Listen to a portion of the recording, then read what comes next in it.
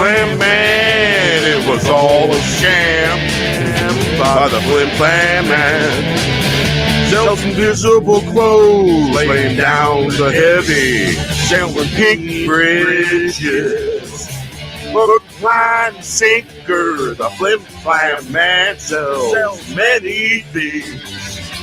I'm not buying, better watch out for the Flam Man. Don't go buy clothes from the Flim Flam Man. You'll be it as a jaybird on a busy afternoon. Everyone busy looking at direction, barreling down on you like a 200-ton locomotive.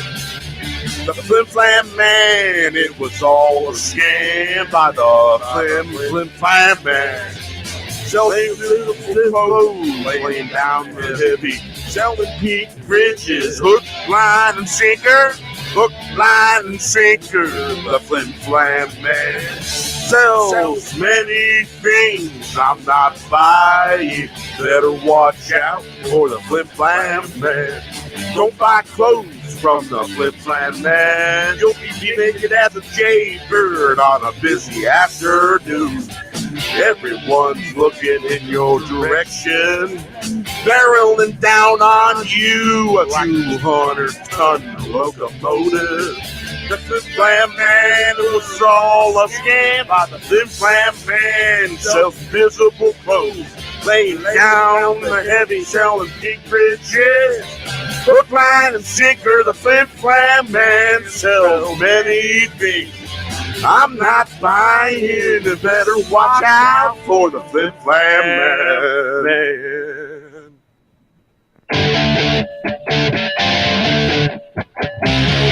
The Flim Flam. All right. One more time. Yeah, one more time. We all watched the new Beavis and Butthead, and gotta say, it's good. It's good. It was definitely funny. Yeah, and it makes fun of everything. Nothing is sacred, and that's what I love about it. Yeah, great stuff. Let's see here. Beavis and Butthead Does the Universe is good.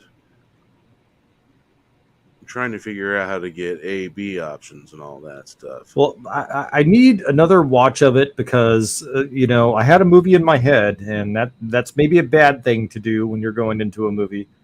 And I was like, well, I was expecting to see old Beavis and Butthead, so now I need to retool my brain to not have an old Beavis and Butthead centric movie.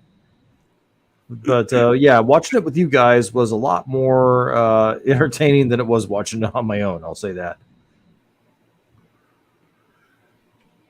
Yeah, definitely great stuff, for sure. Always do his mates. It's always great better with mates. For sure. Hail to the chat. Hail. Welcome, my friends. Hail. Welcome, Random Brad. How you doing? Papa Cotton, whoever else popped in, Parrot Head. Welcome. Glad to have you. I definitely have some favorite elements from the movie, like Smart Beavis and Smart Butthead, and some of the in jokes that they told. I greatly enjoyed that. The self-awareness that was in the movie, I thought was good. It seems like they've taken away some of the options to create polls for the chat. You should have an option to create a poll. Even I have that on whatever cast. You do. You don't have as many options as you did. You used to be able to put an A, B, C, D answers and click one, and now you can't. You just ask a question, yes or no. All right, let's see here. Yeah, you have to type in there and then add. I've noticed. Butthead. Good. Yeah.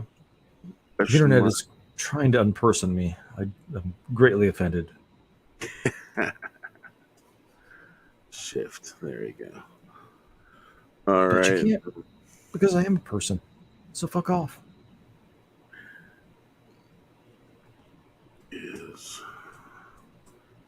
Bad. Shit. Mark. All right.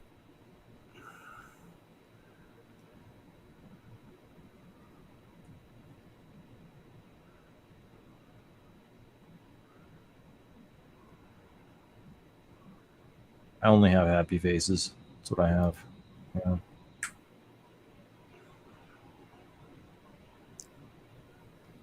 Well, I seem to be having a problem because I can't seem to add it. That's weird. Are you? Do you have dual screens?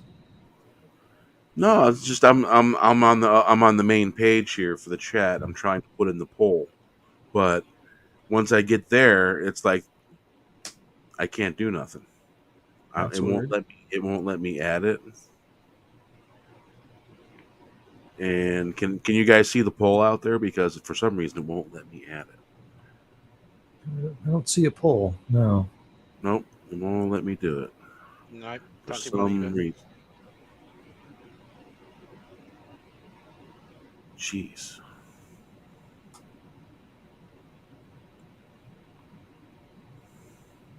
Well, I wish you could have been there for that Orville debate, Bear, because we were talking about that, and man, I mean, I talked about it a bit in one of my shorts, but it's like the difference between subjectively bad and objectively bad. Two You different ways know, to add it. yeah, I mean, Star Trek Discovery, New Trek is New Star Wars objectively bad. The story structure, the storytelling, it's objectively bad, even if you take out the SJW woke elements. There were some woke elements in the last two episodes of the Orville, but it wasn't objectively bad. The storytelling was good. It was well written for the most part compared to what we've been getting. I think they threw too much in there, but I would say that still, some of those woke elements left a bad taste in my mouth. It was subjectively, meaning I didn't like it. I was like, this is bad. So, Yeah. Hey, Papa Cotton. So yeah, I've been get the past couple of Trek shows. I couldn't even get through. I couldn't watch it. It was so stupid, so dumb. I mean, the last 3 episodes are dumb. I mean, stupid, really dumb. I mean, like 10 children with nails scratching the chalkboard, okay? That kind of dumb. Can't stand it dumb. I had to back out. I just said, nope, nope. I had to go watch Enterprise to cleanse my mind from that. Unbelievable. Yep. And the Orville, yeah, it's toe tipping all over the place. It's tipping its toe everywhere. Well, it's a little bit more on the My nose through wife the last two. noticed. My wife noticed, and she doesn't pay attention to much things like that, and she noticed. It's crazy, man. All you got to do is look at his tweets and stuff like that, and there's no surprise, there's no wonder. But yeah, some real TV.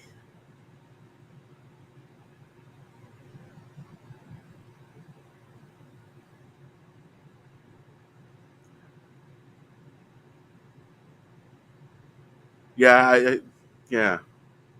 Norm's a funny guy because the actor that played him just passed away recently, if I understand correctly. Yeah, if at Norm Macdonald, he was sick for a long time too. He just didn't tell anyone. Which Yeah. I think, I mean, I don't know how I'd be if I was facing death like that or had an ailment that I needed treatment for rather frequently like that. But death is a strange thing. You have people that really fear death, and then you have people who it's like, whatever. I guess he had I think a it was feral leukemia. video that he created because he was live streaming a lot toward the end, from what I hear. Norm Macdonald. Yeah. Yeah, he was. He had a show. He had a I, YouTube show that went over to Netflix. Yeah. oh wow. Yep. But He yeah, had all kinds of comics I on there. I had taken major steps back and just taking it easy and not getting so caught up in anything that was anything to do with news or anything like that. And I just take a step back, and I was taking a break and um, focusing on my boys, and and just chilling, watching all the craziness happen, pretty much. And I choose not to partake in that crazy bullshit because that's all it is just crazy bullshit. And I think that Beavis and Butthead movie could have been called Crazy Bullshit. Yeah, it was pretty cool. Beavis and Butthead kicks Crazy Bullshit's ass. I think it could have been called that. Well, the more I think about it, the more the '90s vibe comes through of Beavis and Butthead due to the Yeah. universe. And there's something about the '90s for me because I came of age in the '90s. So, I mean, there's that innocence there. There's that looking at the world through that lens of the time Yep. that I was the age I was during the '90s. So I think watching it with you guys, I can appreciate that more than I did watching it by myself earlier. Oh yeah, I find myself having to take breaks. Yeah. I think the fake pink elephant clown show basically ruined everything. It ruined everything, and particularly pandemic style film recording for TV shows. I hate it. Yeah. Have you noticed the quality in filming for TV shows? Oh yeah. But I got to give props to the show The Rookie. They didn't show the real world in their show. They didn't reveal it at all. And um, remember the TV show 9/11? It's been a It's while. basically about the fire department and the police interacting and doing calls and stuff like that. A lot like Rampart, the old TV show Rampart from the '60s. And good show. But they started showing the real world, everyone wearing their slave masks and stuff like that. And I was like, done with you, done. I posted Yeah, on that's Twitter, terrible. told them I was done watching their show because they showed the real world in a TV show where people want to forget about the stupidness and the crazy world, the real world. They want to have a little bit of time watching the show and not being reminded of what's really going on out there. And some people want to have that in their TV show. I don't want no reality. You know what I'm saying? Because there's enough reality going on out there when you watch a good TV show. You want to see that reality and what they're doing. You don't want to see what we're doing out here inside a TV show. And so I gotta say hats off to The Rookie. ABC on their channel, ABC. Good show. I mean, sure, there's some minor woke stuff in it, but it's how they're handling all the woke stuff. It's kind of interesting. And they give a real accurate eyeball into what maybe some police in LA are going through. They show some current events, stuff like that, but they don't show anything to do with our real world. It's like in that show, the pandemic didn't exist, didn't happen, and that's what I like.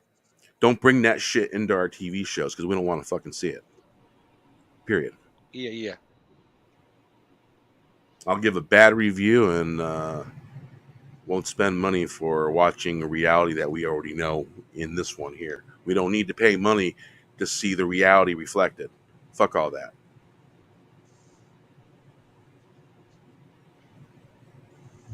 Oh, news, mainstream media, they're full of it. News, full of it. I don't care. Don't care. It should be obvious at this point, but believe it or not, some people are like, "Well, wait, have I been lied to this whole time?" I'm so invested in this narrative and these sources that I'm just not going to believe it. I'm not going to believe anything, the truth. I'm not going to believe it. So- They've told me this, they've been wrong. They're wrong. They're wrong. They're wrong again. Oh, well, it was a mistake. It wasn't real. Okay, whatever. So the way I look at it, fuck them, fuck this, fuck that. We just want to watch good TV shows. We want to have a good time. Want to listen to a good song, have a good drink, have a good time. And you don't like us having our good time, well, then you don't have to watch. Bye. Not the fucking channel for you. So that's the way things is here. And like a good show, don't want to be reminded of all the stupid bullshit. Sorry. You know what they did with Obi-Wan? Obi-Wan was straight up a fucking movie they made, and they just fucking cut that shit up. And that's my personal opinion. Because you watch everything the way it happens and all that stuff, I'm like, this is a fucking movie they cut up. This was a post-production movie. They decided, well, it's not popular, so Disney decided, well, hey, we'll do this then instead. And no. And they did stuff in there that some of it was good, some of it was way off and horrible. Was there likable moments? Sure, maybe. And that goes for some of the new Trek too. Does the ship look cool? Fuck yeah. Does everybody else look cool? No. So remove the people from the new Star Trek show and show us the ship flying around the galaxy doing its thing with no people on it, and it would be 100% fucking better. I did like the fake Jedi. Anson Mountain, his signifying fucking ass. Hollywood actors, we don't fucking need you. We don't care. We just want to watch a good TV show. And if we don't fucking like it, well, then we don't like it. It's got nothing to do with eye color, nothing to do with skin color. It's got to do everything with integrity and acting. The writing. That's what matters. We want to see good writing. We want to see all the heroes going through the journeys they are supposed to. Well, the reason why... Yes, it was, Papa Cotton. It was originally supposed to be a movie. And I think that's exactly what it was. I think they cut it up post-production. They never clipped it together for a movie. Well, the reason you have these actors and actresses coming out and saying these things, that support the narrative is because, just like the SPARS document said and other documents have said, authoritative sources, people believe celebrities according to their logic that they're authoritative sources, and so they have to have them say these things. It's part of their psyop. Well, as far as I'm concerned, celebrities are responsible for a lot of fucking damage. Because they gave all these PSAs, making all these recommendations when nobody fucking asked them for their opinion. I didn't. I'm sure the other people that heard it didn't and didn't care. So, well, who asked them to offer? I don't need Hollywood or some fucking news reporter on some cable channel that's losing hours of watch time because they don't know what fucking news is and they don't know what the goddamn concept of news is. It's boring. News is boring. It's just news. It's stuff that's going on. And they're trying to make a thing out of it when it's real hard to do. So you can't believe them. You can't believe any of them because they're actors acting. What? You mean Anderson Cooper and George Stephanopoulos, who have been high-level politicos? Have you seen how old Anderson Cooper looks? He looks decrepitly old. And he's not that fucking old. My God. I seen a random news clip of CNN popped up. I'm like, how the fuck did that happen? But he looks freaking old. I look better than that guy. Of course, it's beard. He's got a great beard. Maybe he got his supply of such and such cut off. Adeline. Gotta watch up to them mice stepping on toes. Yeah. Okay. What's the word for that? Adeline. What's that? Grenadine. Yeah, the supply of grenadine got cut off. Oh yeah, red grenadine. That was Mhm. a garnish for a drink. Jerry sung about that red grenadine. Yep. Yeah. Bad when you can't get your grenadine. Jabba the Hutt. Don't get Jabba the Hutt. Yeah, you might drop dead. Wait. Yeah. Well, shit, Jabba the Hutt lands on you, you're gonna get squished. Wink, wink. All right, what else? What else we got here? Oh, let's. I'm gonna push up on the little music thingy, and I'm gonna see what's the top of the list. Flim Flam Man. Shit, we just listened to that. All right, we'll go 4 down. 1, 2, 3, 4. What the hell, 5? All right, Land of Jack and Jill. It's the boys.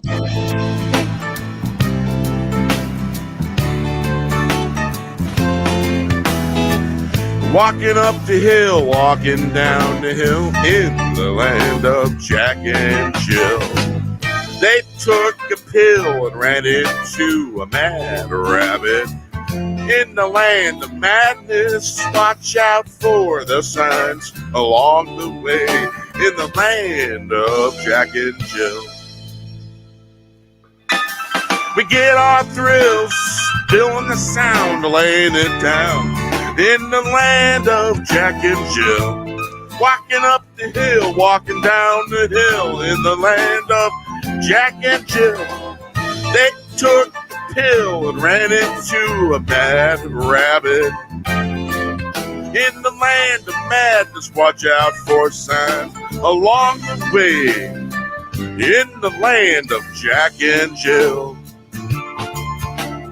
get our thrills, spilling the sound and laying it down. In the land of Jack and Jill, walking up the hill, walking down the hill. In the land of Jack and Jill, they took a pill and ran into a mad rabbit. In the land of madness, watch out for the signs along the way. In the land of Jack and Jill, we get our thrills, spilling the sound, laying it down. In the land of Jack and Jill, walking up the hill, walking down the hill. In the land of Jack and Jill, they took a pill, ran into a mad rabbit. In the land of madness, watch out for the signs along the way. In the land of Jack and Jill, we get our thrills, spilling the sound, laying it down. In the land of Jack and Jill, walking up the hill, walking down the hill. In the land of Jack and Jill, they took a pill, ran into a mad rabbit. In the land of madness, watch out for the signs along the way. In the land of Jack and Jill, we get our thrills, spilling the sound, lay it down. In the land of Jack and Jill.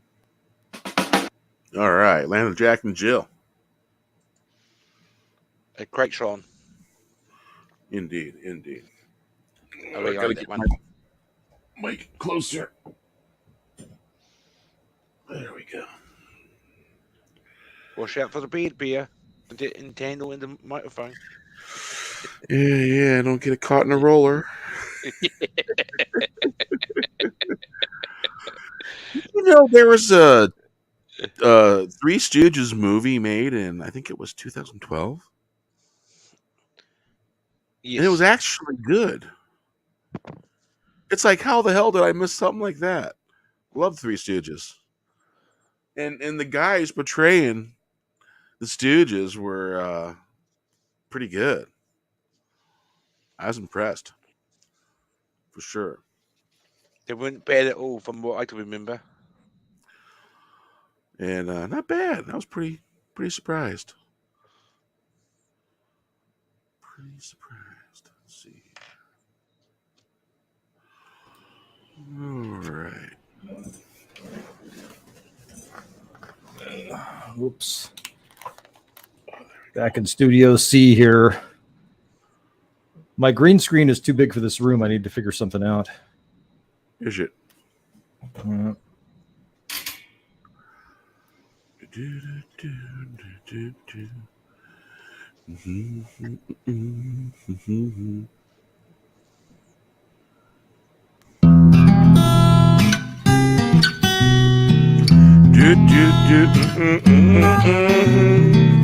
Rise never rises when the popcorn won't do, waiting for the dawn.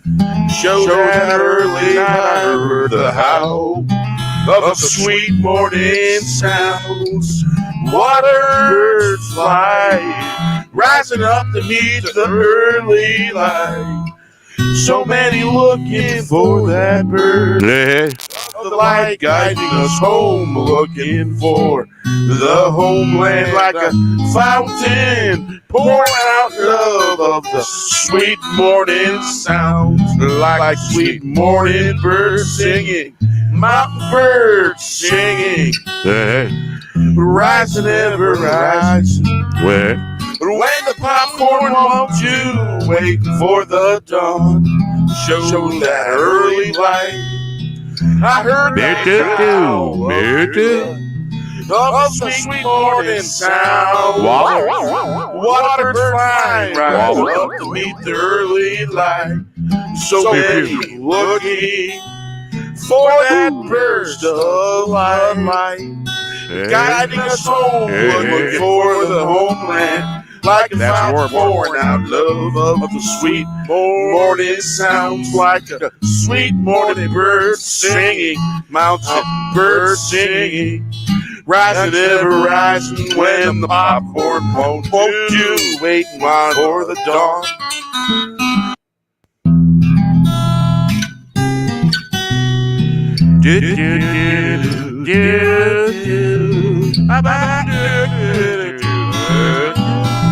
Rising, rising when the popcorn won't do, wait for the dawn.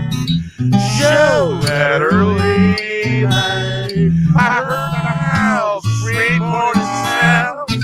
Waterbirds flying, rising up to meet the early light. So many looking for the burst of light, guiding us home, looking for the homeland, like cloud pouring over the sweet morning sound, like sweet morning birds singing, mountain birds singing, ever rising when the popcorn won't you wait for the dawn. Show that early light.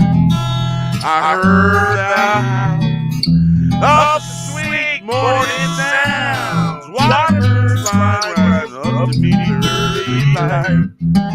So many looking for that burst of light, guiding us home. Looking, ever looking for the home, like fountain pouring out love of the sweet morning sounds, like sweet morning birds singing, mountain birds sing, rise and rise. When popcorn do, wait for the dawn. Show that early light. I heard the howl of sweet morning sounds. Waterbirds fly, rising up to meet the early light. So they looking for that burst of light, guiding us home, looking for the homeland, like fountain, pouring out love of sweet morning sounds, like sweet morning birds singing, morning mountain birds singing. So many looking for that burst of light, guide us home, looking for the homeland, fountain of love pouring out sweet morning sound, like sweet morning birds singing, mountain birds singing all morning long. All right. Nice. Yeah. Hail Parrothead. Welcome, my friend. Hail Parrothead. Yeah, become the lord of the land fowl now, too, not just the waterfowl. We have it's funny, Bear. I live in a ruralish area, right? And so in this small town, we have wild chickens everywhere, and they're talking about we want to round up the wild chickens, and I'm thinking, well, if the SHTF situation happens, yeah, you're gonna eat chickens. Like, don't round up the chickens, man. Leave them there. I want to be here. I want to be able to go out there and just like go out there with a net like fucking Elmer Fudd and round some chickens up. Sweet morning sounds and the chickens. Yep. Whoa, demonic. Yep. Hail to Helam 29. Hail. All right, let's see what we Hail. got here. Bink-a-dink-a-dink. All right. I don't know why it always does that. I should not do that. I don't need snapshots. Didn't used to do that, but I suppose it's better than losing stuff, right? This program creates snapshot of itself because it thinks I'm working on a song, but I'm not. I'm just opening it up so that way I can use it as a guide. What mic are you using? I am using a Marantz Professional, and what you're hearing is when I'm singing, it sounds normal to me, but that is what you call the monitor. Monitor off, monitor on. There we go. All right. Watching Barney Miller back there. This is the Trilateral Commission episode. What, where? All right. Shining Blue. It's probably new to you, Wes. All right, here we go.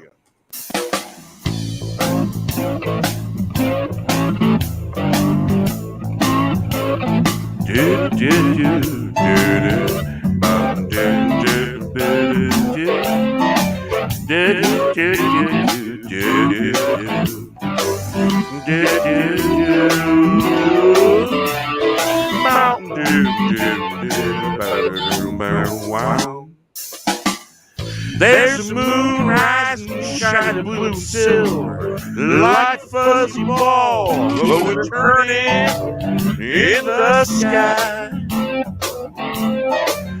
Lay my eyes on the horizon, I hear that place calling me. Can you hear it calling you? I hear it calling out at night. Shake a leg, shake it hard, get down on that dance floor. She was shaking like tomorrow on the ride time. Shake it good, shake it all night long.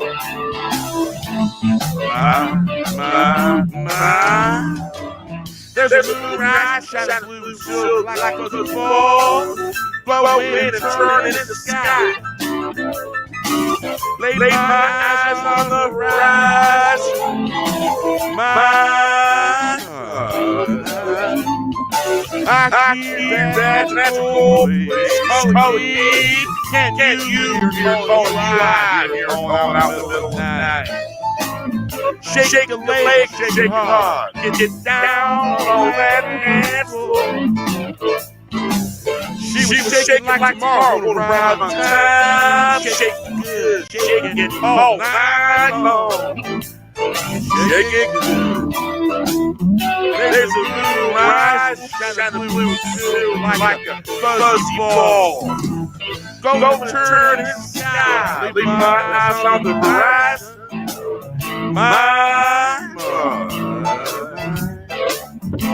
I hear that's a place calling me. Can you hear it calling you?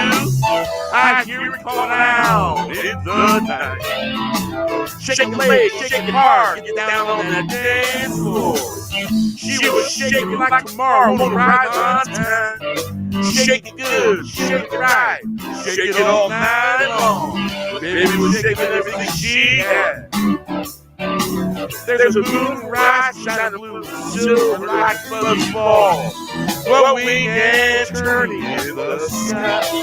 Lay my eyes on the horizon, I hear your natural ways calling me, and you hear it calling you. I hear it calling out in the night. Shake your legs, shake it hard, get down on the dance floor. She was shaking like tomorrow will ride on time. Shake it good, shake it all night long. Shining Blue. Yowza. Alrighty.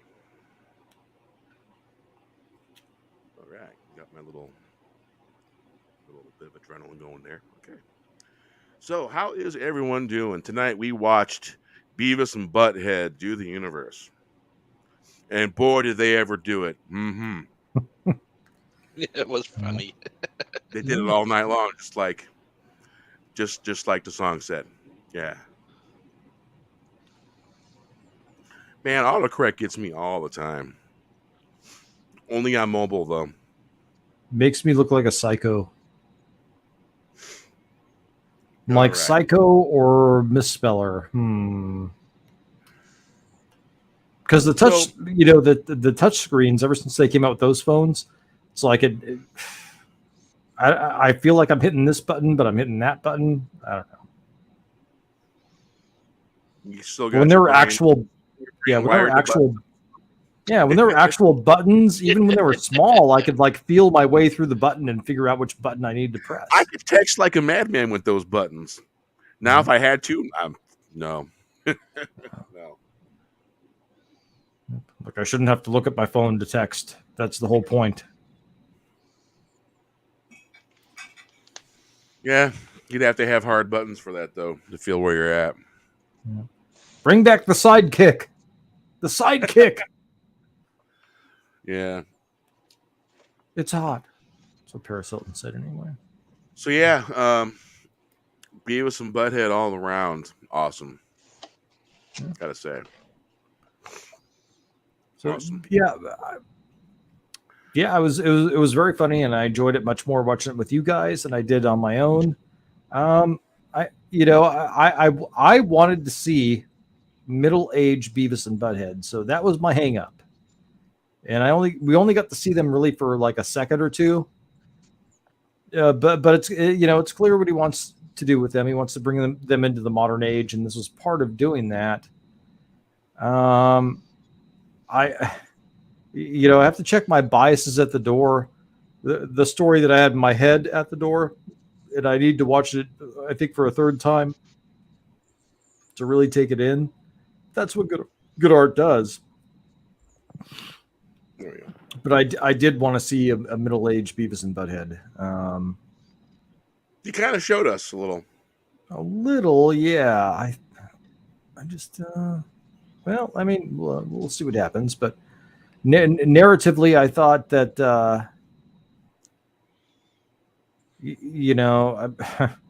the stunted growth, the arrested development, I thought that would have been a good angle to go. But this was quite good. I mean, you had the Beavis and Butthead jokes and a fun adventure. It's a funny middle finger to everybody that counts. Yeah. Yes. Yeah. It's what it is. It's what I think it is. I love it. I loved Smart Beavis and Butthead. They were great. Oh yeah. Oh, that Also was so funny. They're like, it sounds like this, but it's like this. And the part they were talking about, nobody cares about humanities anymore. Go back there. That was good. I think RR would appreciate that one. Where's RR? There you are, RR. Should be. Yeah. It's like nobody cares about humanities anymore. Everything's Putin's fault, man. I tripped going down the stairs the other day. That was Putin's fault. And then I backed into a trash can. That was Putin's fault. God, man, that dude is everywhere. What the hell? He is. He's everywhere. He's master of the universe. See, RR says he did like that line. Yep, I thought you would. I thought of you immediately when I heard it. See the damn autocorrect in there? In the banner? It's like nobody cares about humanities anymore. I was like, RR. That's who I'm thinking of when that line came up. What humanity? Mhm. There's humanity? Oh, yeah. We're spread out. Mm. All right. But look, I mean, there's so much more that unites us than divides us. You know, you know, I mean, that's one of the beautiful things about here in the Oh, United States is are having people from all over the world, and they love when they come here. They love what the United States used to be, the Constitution, what we're celebrating, the Declaration of Independence. They're not interested in all this identity bullshit. They're actually quite offended by it. quite. Yeah. Um, let's see here. Got Susan back there. Yeah. No, back there. Yeah, then back there. Got All in the Family playing on the TV in my grandma's '70s living room right now. So the last um, Ghosts of Ilia, Memento Mori. No, no, wait a minute. No, no, the Elysian Kingdom. Elysian beer, I prefer myself. It's a name brand. They're going to have a problem with that. Let's see. The Elysian Kingdom, All Those Who Wander. So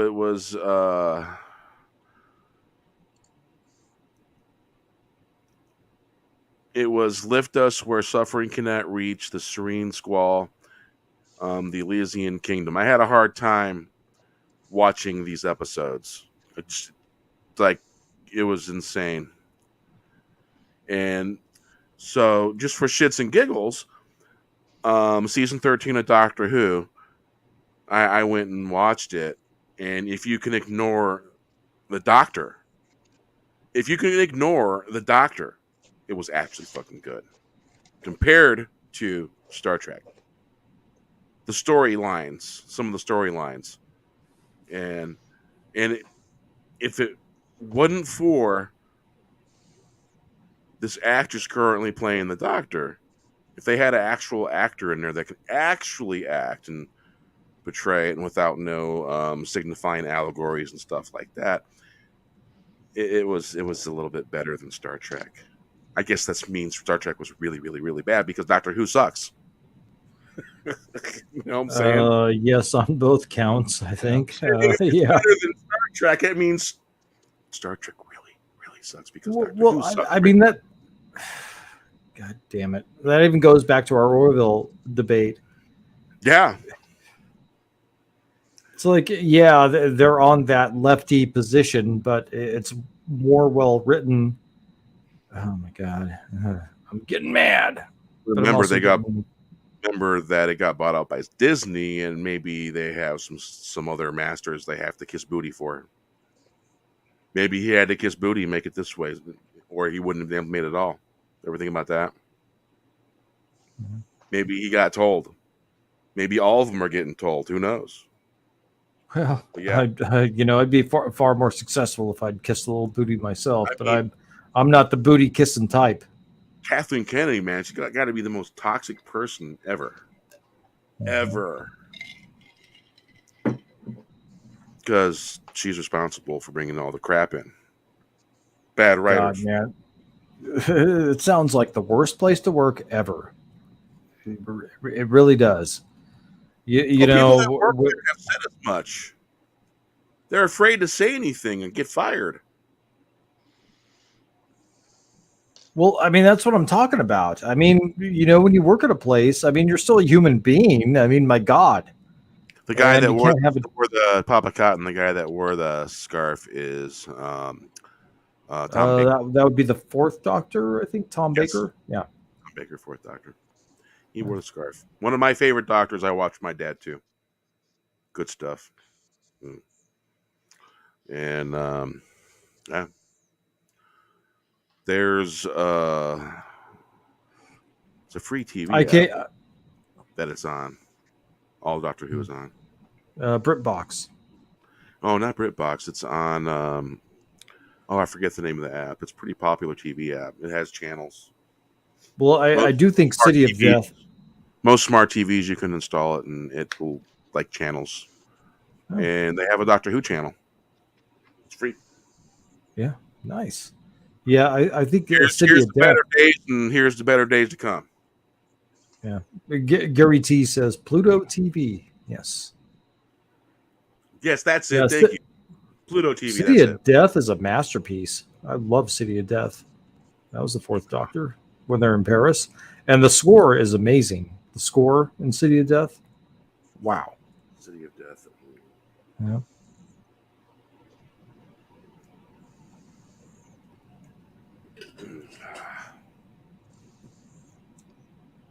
Good water. Absolutely. Pretty much wash every drink down with some water. Yeah, that's a good idea because I've had a lot tonight. Here, tap water from the confluence of the Yuba and Feather Rivers. Cheers. With a hint of our water fluoride and chlorine.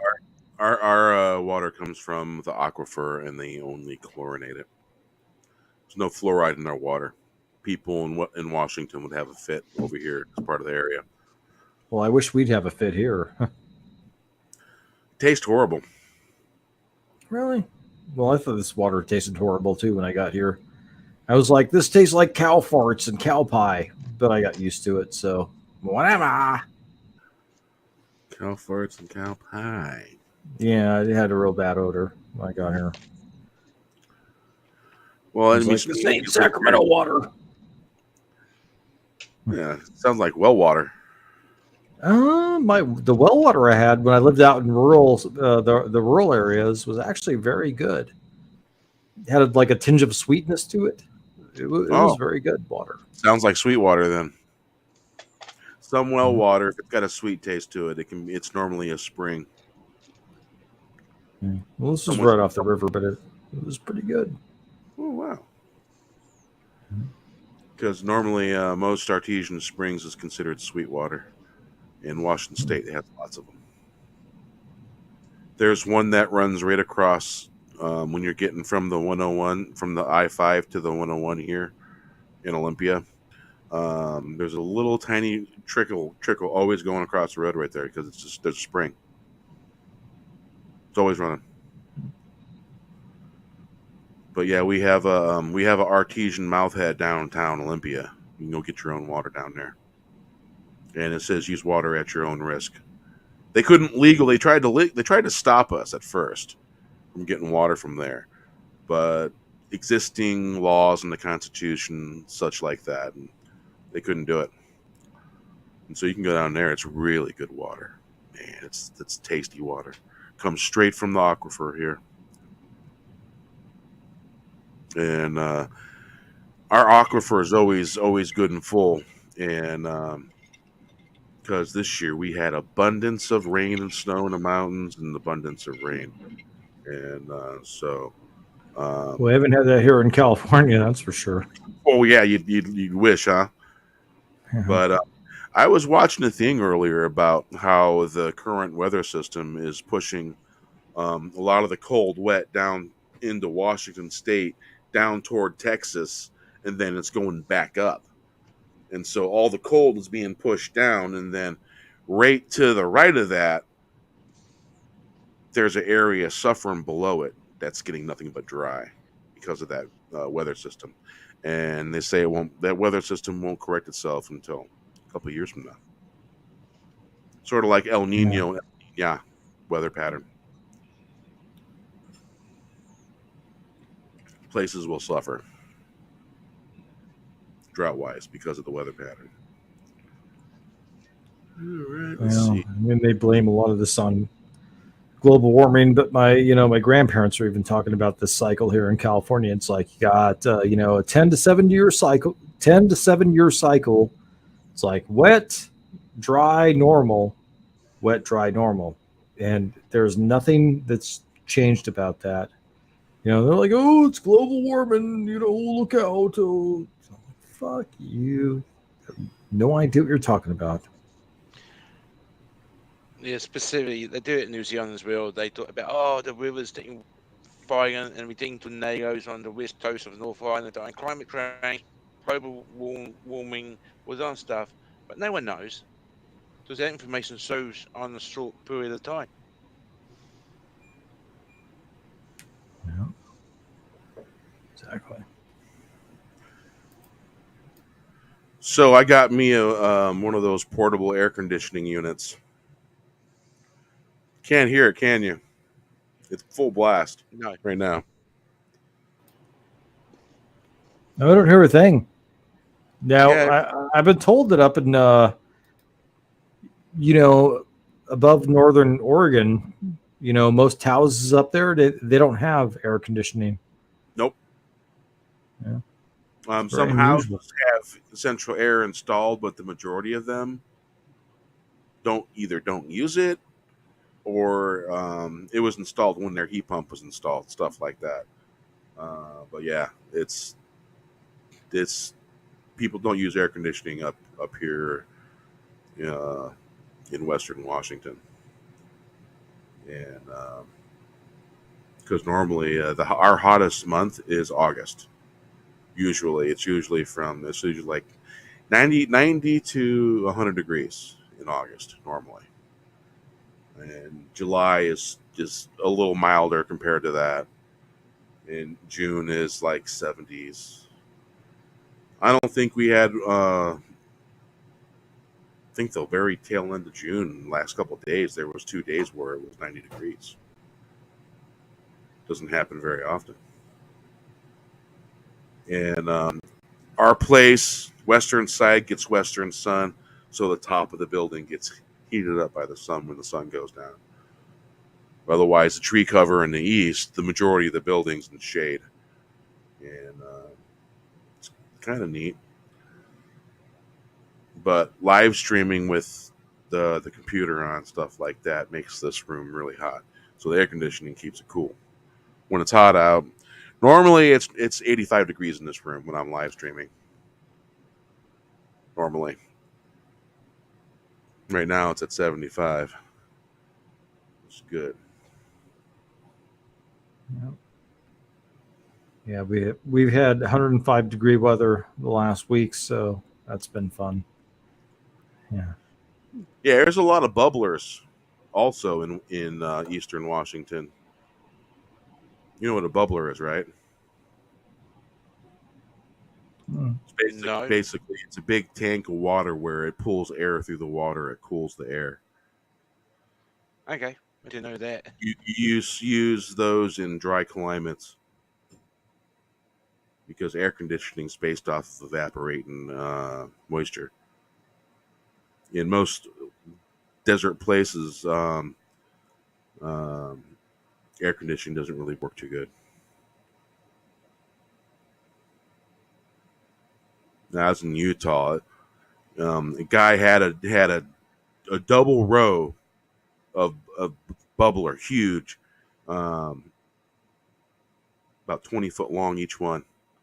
And when it was 114 degrees outside, it was normally about 80 degrees in the house. Hey, Courtney, how you doing? Hey, Courtney. So yeah, them bubblers keep those houses cool. And I was in Nevada one time in Las Vegas, and it was 114 in the shade, and it was 117 in direct sunlight. And people were cooking their breakfasts in frying pans on the pavement. You know, the other ones coming to town. You know, the surrogate Grateful Dead name back then, and everyone's cooking breakfast in pans on the pavement because it was so damn hot. And we're talking at like 9 in the morning. 114 in the shade and 117 in direct sunlight. 9 something in the morning. Jeez, that's hot stuff. But yeah, it was fun time. A lot of fun. Oh yeah. Bunch of craziness and debauchery in a good way. So, all right, let's see here. So, let's see here. I think lightning falling. Yeah.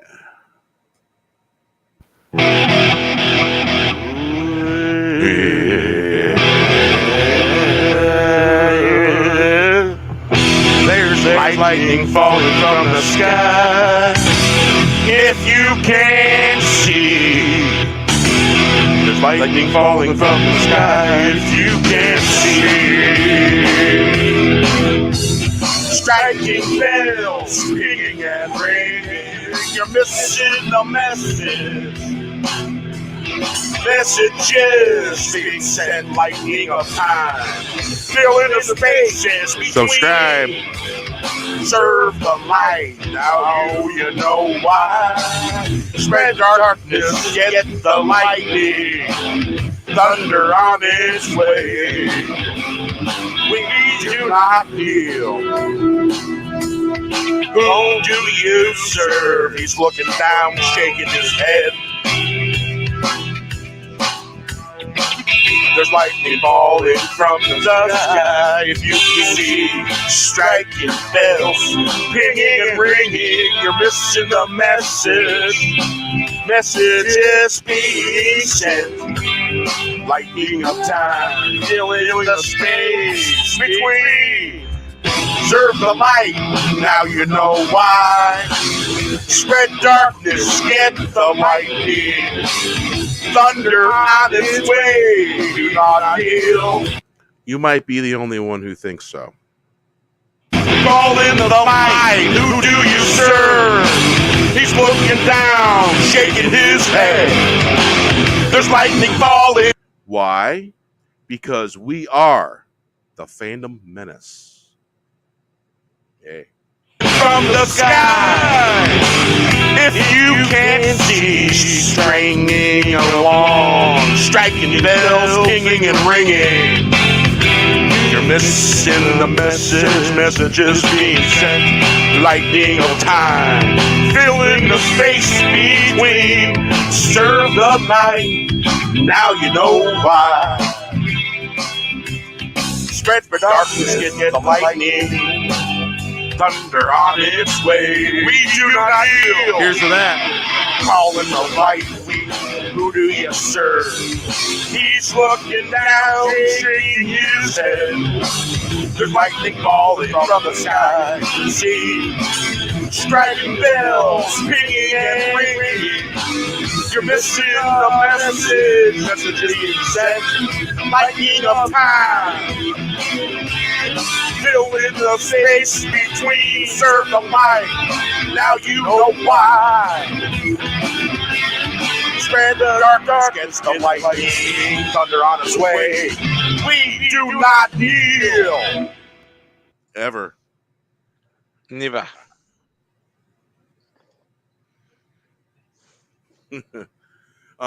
Gary, there's a lot of us that like bits and pieces of the Obi-Wan show, but there's a lot of it that's bad, just straight up bad fucking writing. One of the Inquisitors, the fact that she was female and was black never even occurred to me. I only see bad acting or good acting, bad writing or good writing. That's what I see. And to me, it wasn't good. Wasn't good writing. And as far as I'm concerned, they did that girl a disservice. They set her up to be their pawn, to be used as they're racist because they don't like it. Well, fuck them. We're the fucking Fandom Menace. They don't fucking like it. They can shove it up their fucking ass. Good writing, good acting. That's what's needed. And Obi-Wan Kenobi did not have it. There was some good acting, not all. There was some good moments, not all. And, it could have been done better. And I said before, I thought that Obi-Wan Kenobi was a movie that they cut up into a series. because no one really asked for it, and basically, if they tried doing running polls on it, they realized that not many people were asking for it. The Mandalorian was more popular and liked more. Um, as far as I'm concerned, an actor or actress needs to be able to conceal their hate for humanity. If you can't do that, that means you're a blank faced like piece of wood. It's not good acting, and they did her a disservice. They could have helped her out. They could have gave her coaches and stuff like that, but instead they chose to call those of us racist because we didn't like it. Well, it's the bad writing and the bad acting that I didn't like, and they're constantly doing this, constantly signifying about racist. Anson Mount got in on it, saying, "Oh, how dare you be racist? Fuck you, Anson Mount. I got an opinion. That's my fucking opinion. You don't fucking like it? Well, too fucking bad. It's got nothing to do with her fucking race or who she is or who she has sex with. I don't give a shit about that. It's the acting. It's the writing, dummy." It was Michael Burnham switching universes. That's what it was. The hate posting was created by Fisney. I'll say Fisney that way, so that way I'm not saying the other thing. But yeah, I think it was all orchestrated. It's a false flag, clearly. Yeah, but instead of doing the thing, they went and did the other thing, and in crime lord talk, the other thing is the bad thing. Watch most crime movies. They talk at the lingo. Well, here's a dirty little secret. Most people want to see other people succeed. And so, through hard work. And when, when you see somebody that's a token like Reva, it's glaringly obvious. It's Ketanji Brown Jackson. It's Kamala Harris. It's obvious what's going on. Don't get me wrong. I liked the Vader moment. Um, um, I liked all the Vader moments, really, with the snapping of the heads, because that's what Vader did. He killed people. He was a narcissist killer. That's what Vader did. Vader killed people. You read. I've read some of the books and stuff like that. Vader killed people. He was a straight up fucking killer. He didn't care who he killed. Well, he was, but he was selective about who he killed. This is true. This is true, and everything that happened that he did, that they portrayed there, there was a reason why. Because he was the psyche between Obi-Wan Kenobi and Anakin / Darth Vader. There was so much damaged psyche there. It is amazing. It just like vibrates and glows all over the place, and but it does that in the original Star Wars. It does. And there's some moments where I liked. I don't think they did too bad with Vader. They could have been better in some areas, but it was interesting. I found it interesting.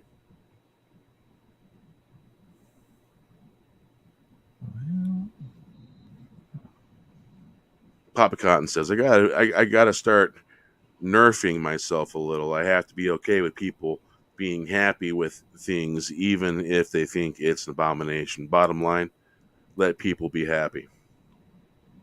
Yeah, that's a good point. Well, that's an enlightened view there, Papa Cotton. Yes. And it's like, for me, it doesn't just take one or two things for me to just totally hate the show. There might be a few things I like about it, but there may be a majority of stuff that I don't. And then in this case, the good does not outweigh the bad writing. The bad writing is a stain. Yeah. Hey, we're all Star Wars fans here since the beginning. Don't feel like everyone's ganging up on you, Gary. This is what we do. This is who we are. Well, Everyone has a voice here. That's well, what at the least the Phantom Menace first,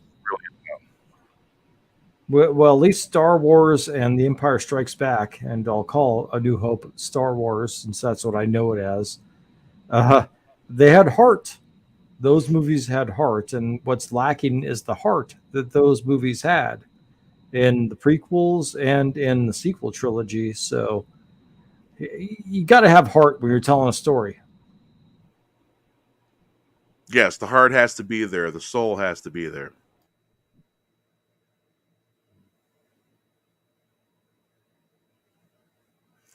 And the fewest things. Random Brad points out some things. Um, Come to the conclusion. Star Wars basically should be big screen cinema only, and I agree with that. And the problem with them doing the TV show thing, they can they put stuff in there that doesn't really mesh with Star Wars. Certain certain ideas and ideologies that are floating around right now in the current world don't really jive well in the Star Wars world. And oh, for sure, absolutely. And they did it on purpose. It was on purpose. Kathleen Kennedy, all the stuff that she did, it was completely on purpose, completely to insult male fans. And once again, if you look at the info underneath this show here, look at the warning, opinions and rumors expressed, foul language expressed. So just know that. We express all that stuff here. So Gary wants to know where we're at on Strange New Worlds. Have you seen it? It's a signifying piece of crap mostly. It's got some good moments. The ship looks cool. The scenery looks really cool. I mean, shit, just remove all the fucking people, and I could watch that all day long. The ship looks so fucking cool. But yeah, that's pretty much where we're at I Yeah, watched the with first episode. Strange I'd New have Didn't to Worlds. like it. agree. You know the casting, the bridge crew, it doesn't seem consistent with Star Trek to me. So I uh, I don't know Uhura as they made Uhura Black Tilly is what they did. So I kind of dipped after that. I don't know. There was a spot thing on Falcon that tipped me out of it. That's a bit I got really annoyed. So that's it. I stopped watching it after that, basically. Well, Tillium, what you're saying here probably is true. Probably is true. Let's see here, Papa Cotton. I've been hard on things. You have? Wow, really? I'm kidding. We all have been a little hard. Pointing out things that I don't need to, choking people with red pills isn't the way. That's what I've been doing. Yeah, you drop information in front of people, and sometimes they just don't know what to do with it. It's a lot to take. You see here, my problem is once an actor goes and puts his fucking ass out there and acts like a fucking ass and tells people to not be fucking racist when it's none of his motherfucking business to begin with. He should have kept his fucking mouth shut and left his fucking politics out of it. Because that's the type of politics by doing stuff like that. You become a political pawn for the machine. And I used to really like Anson Mount. Now I just think he's a horrible person. You know, don't get to know the actors, especially the ones that you like, and try not to meet them because you may be disappointed by the reality, and that's true. It's very true. And I think the guys, I don't like him. He played a good captain at first. Now the motherfucker can't make a fucking decision without asking five people, and the first four being women to make a fucking decision. That's not the way captains operate. They'd be Well, fucking and they're dead not. by now. But by the time they got their fourth opinion, they're fucking dead because the guys shot them because they couldn't make the decision to put the fucking shields up. You get what I'm saying? Well, and they're not really women the way they're portrayed. They don't use the strengths of being a woman They're really for their portrayed horribly. roles. They're portrayed horribly. Horrible. I don't think there's a character on there that I like. Nurse Chapel, I think I like her. She's interesting. She's funny. I like Nurse Chapel. So far, I haven't really seen anything too. Yeah, Nurse Chapel's all right. The new version. The Doctor, I don't like that Doctor. Well, I it's don't like supposed to that be Doctor. Boyce. So, and the actor that portrayed Boyce passed away recently. So, Who? yeah. That's a good question. The actor that portrayed Dr. Boyce in The Cage, he passed away recently. Oh, no kidding. Yeah. Because wow, did they race swap the Doctor on this one? I didn't pay too much. Yeah, race and gender. Yeah. I didn't want to. I didn't want to look too closely at it because I get mad. I'm getting mad. Well, who doesn't? I get mad too. I'm telling you, Yeah, especially with but this. yeah, it's mm, yeah, it's you know, go woke, go broke. Wokeness ruins everything. Everything. Oh yeah, there's a reason why they talk about us, the fandom menace, because we're right and they know it. But yeah, they want to keep yelling racist, racist, racist. Yeah, yeah. Call my half Mexican Indian ass a racist. Mm-hmm. Okay, go ahead. I've got multiple cultures going on inside me. Yeah. Yeah, it's a disappointment. Don't even get me started on Picard. They had an interesting storyline with the Borg line, but the Borg queens have always been somewhat sexy, but this freaking Borg queen, that's ugly. And they even had an actress that was very attractive. She was an attractive actress in that red fucking dress, man. It's like, why couldn't she be an attractive Borg queen then after that? Fucking dumb.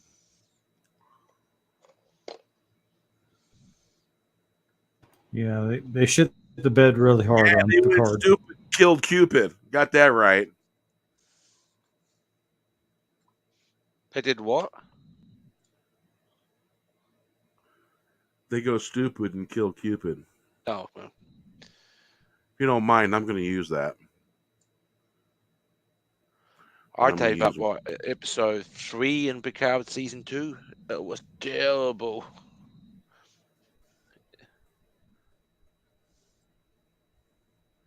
They went stupid. They kill Yeah, Cupid. it's a good saying. I see. I'm trying to write that one.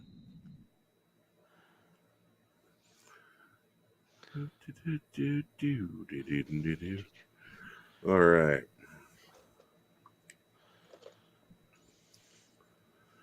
A lot of strangeness going on out there in the world. A lot of mysterious things happening. And you know, some of them mysterious things have been mistaken on sudden things all of a sudden and all that. And we know what happened because Jabbo the Hutt happened. Jabbo the Hutt. Mm-hmm.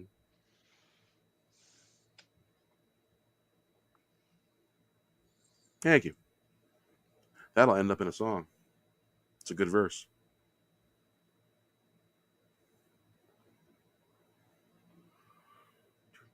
Hey, Keck, how you doing, man? Stuck in there when I was looking at something.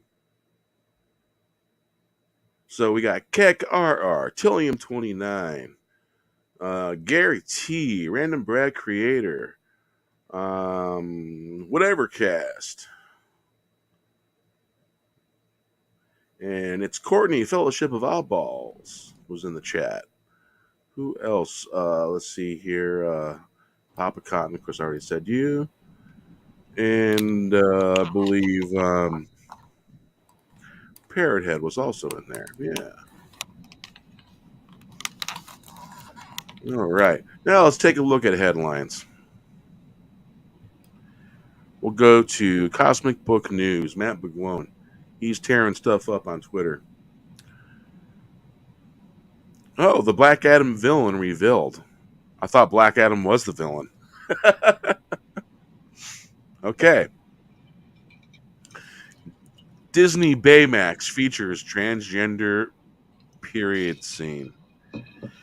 Yeah, that's just what we want to just make us tune right the fuck out.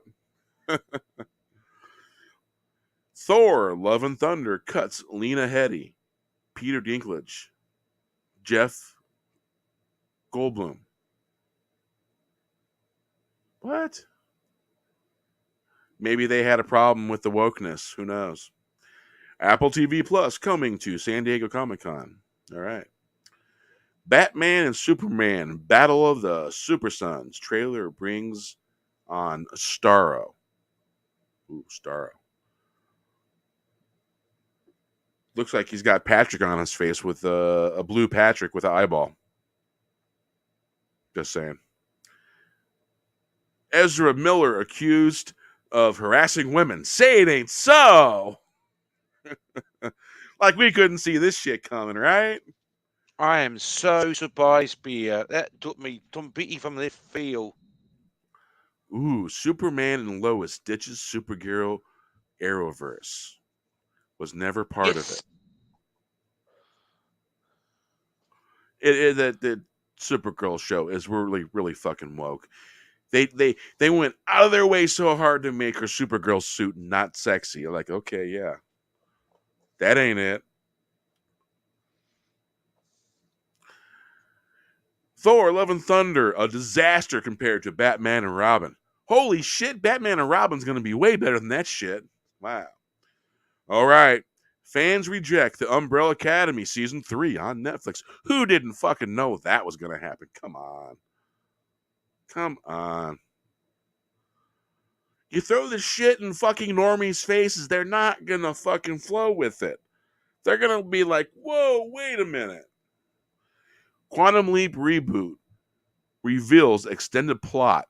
Yeah, to signify and to do this and to do that in the SJW world. Go woke, go broke, they say. Well, see, it hadn't even coming out and I'm already bad mouthing it. I have no hope for Quantum Leap reboot because we all know most reboots end up horrible. There's only one reboot that I know of that was all-time spectacular, and that was Battlestar Galactica. That's the all-time best reboot. I would have to agree with you on that one, Beer. That was the only reboot which I really liked. Holy shit. Superman, The Flash, Supernatural, the CW shows dropped from Comic-Con. Oh, who'd they piss off?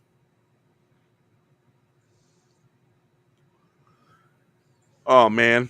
You guys are not going to like this. Howard Stern voicing Doctor Doom for Marvel's Serious Podcast. Yeah. Nope.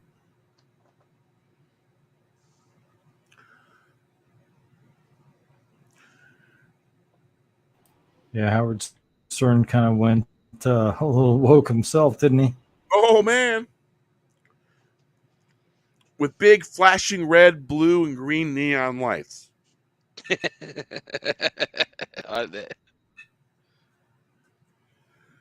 So, that's Cosmic Book News headlines.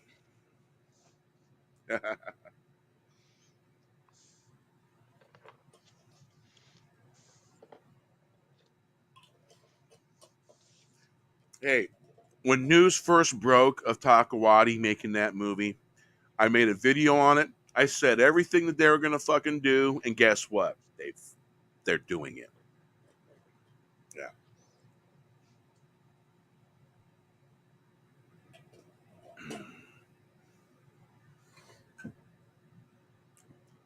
Yeah, I liked Umbrella Academy, the first season, second season. And Honestly, the only reason why I'm watching is because I want to see what that short little shit does next. You know what I'm talking about, right? The kid with the school uniform. I want to see what that deranged little fucker is going to do next. That's why I'm watching. You know what I'm talking about, right?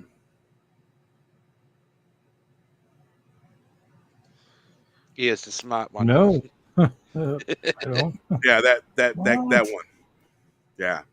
I can't wait to see what deranged thing he does next. Honestly, that's why I was watching Umbrella Academy. Thank you. Thank you. Thank you for that.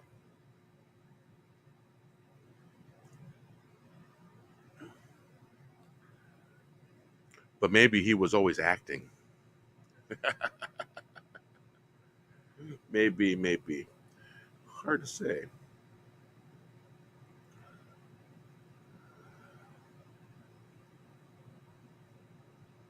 Baywatch, the TV show. Because I think a few different things when I see the word Baywatch.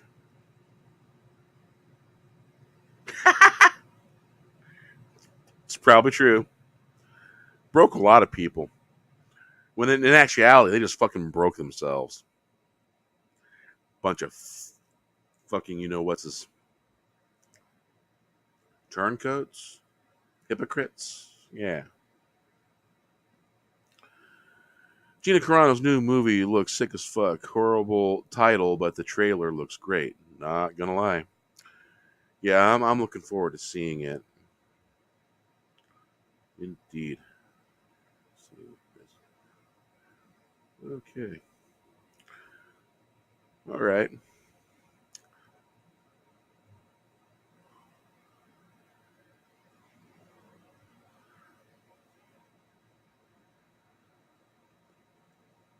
Pulling clay up the hill.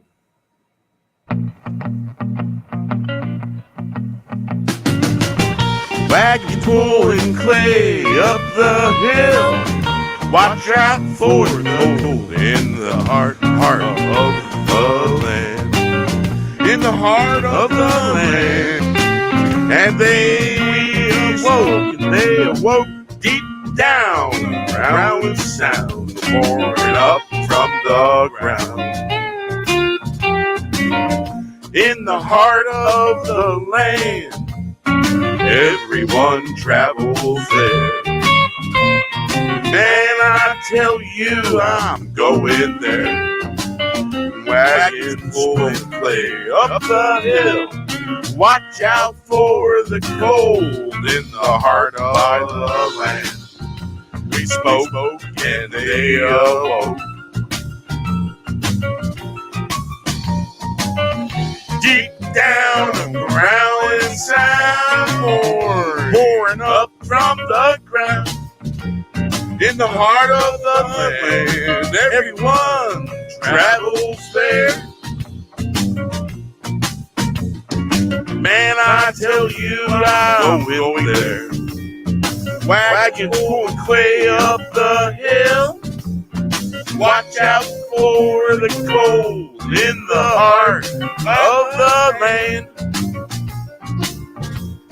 We spoke and they awoke. Deep down, a growling sound pouring up from the ground. In the heart of the land, everyone travels there.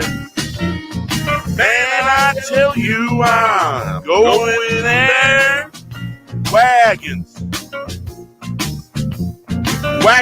pulling clay up the hill. Watch out for the cold. In the heart of the land, we spoke, and they awoke. Deep down, a growling sound pouring up from the ground. In the heart of the land, everyone travels there. Man, I tell you, I'm going there. Wagons pulling clay up the hill. Watch out for the cold in the heart of the land. We spoke and they awoke. Deep down, a growling sound pouring up from the ground. In the heart of the land, everyone travels there. And I tell you, I'm going there. All right.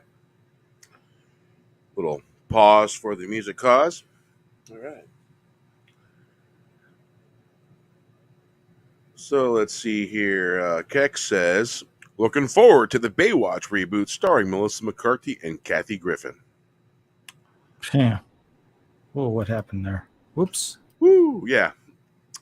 So we go down further, and this is Papa Cotton's response.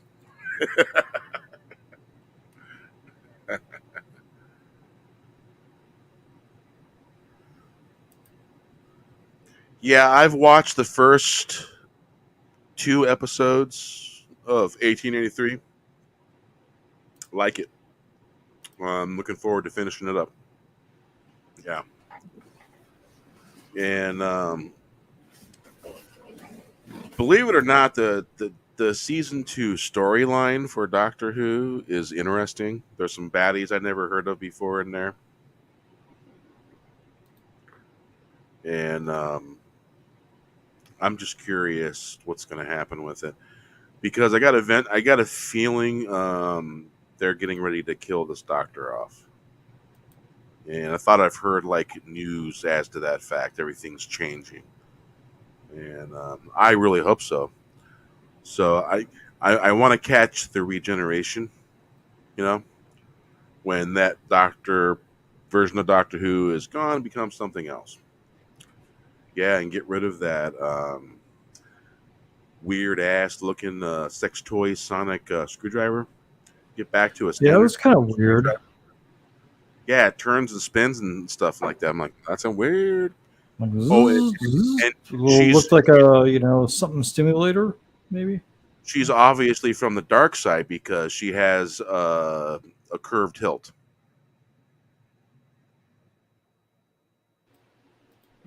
Oh, for sure. Curved hilt. Yeah, Count Dooku. He had a curved hilt lightsaber. He was also a Sith. He was also a vampire in a different movie. Best vampire ever, I say. Well, that's what George Lucas said too, right? Mm-hmm.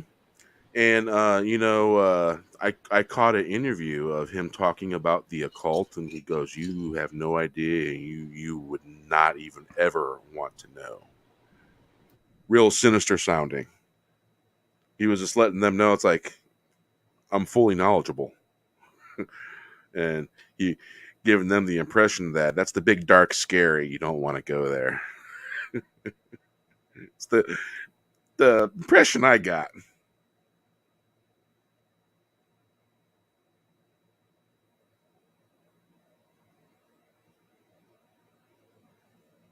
Indeed.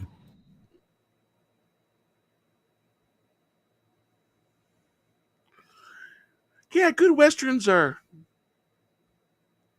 I like westerns. You know, there's a sentiment there for that. I like good western movies. You know. Yeah.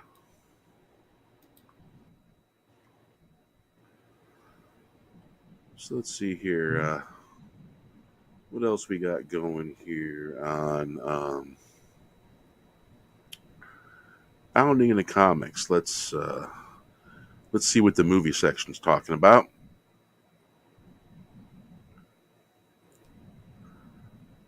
All right, why does it double up like that? Didn't used to do that.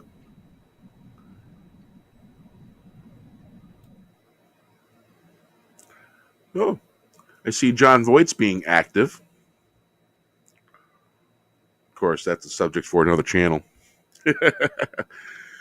Let's see here. The movie section on bounding in the comics.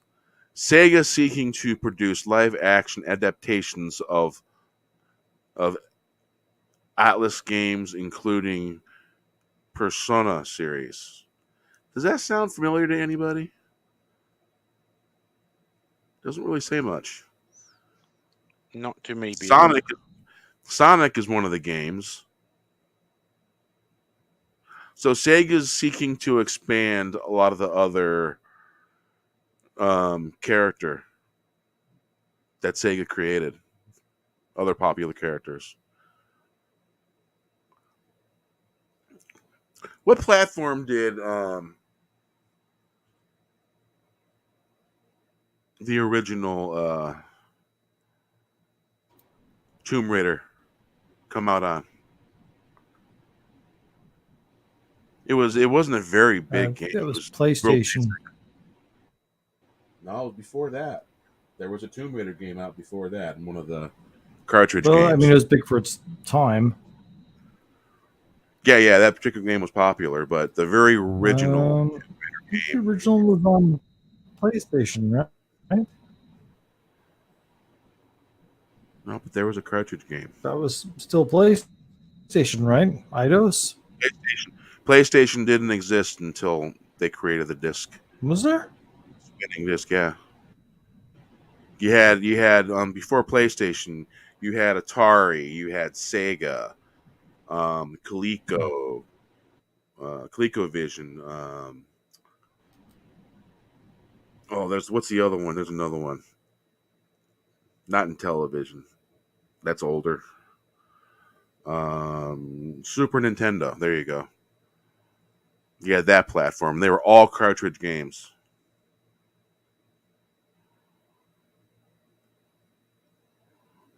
This is true. If we can get anything decent these days, this is true. It's good.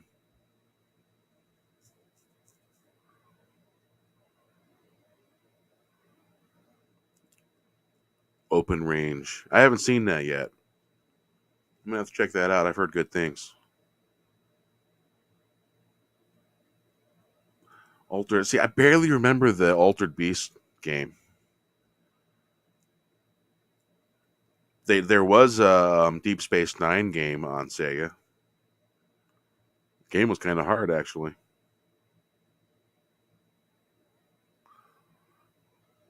But yeah,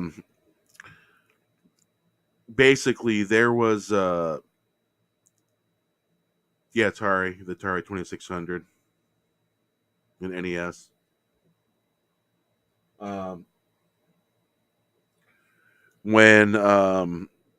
When Sega came out with the disc attachment to play games on the disc, you could attach your regular Sega to it, and they would work together. And from what I understand, there was a falling out between some of the game writers and Sega, and there could have The CDI, yeah. yeah, and I think that's what basically caused them to seek out Sony, because Sony was messing around and was getting ready to do something, and I guess all these game writers, all pissed off, went to Sony, and they had to write games, no non-name games. I remember when Sony first came out, there was no name games. They were all created for Sony PlayStation. They had to create these games from scratch. They never existed before. It's like Need for Speed was a Sony creation, a PS1, the PlayStation, the very Well, first one the creation. PlayStation, yeah, the PlayStation was supposed to be an add-on for the SNES, and then Nintendo at the last minute pulled the plug, and they gave the rights of their games to the Panasonic CDI, and then Sony's like, well, fuck you, we made our own CD-based game here, and you at the last minute pulled the plug, and that's what became of the PlayStation. It was basically those two feuding. So it was a few different things. Because I think I think all the game writers for the disc system for Sega,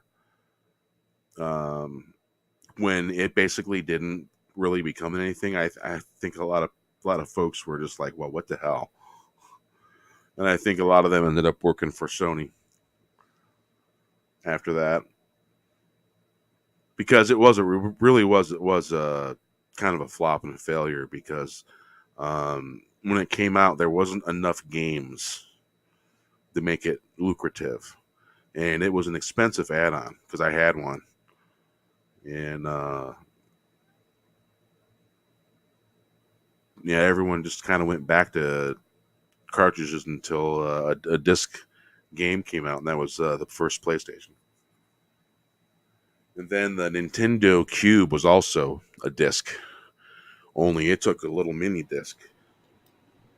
Yeah, I have one. I actually think the best Nintendo games came out on GameCube. The Metroid Prime series, for example, amazing games. 1 and 2.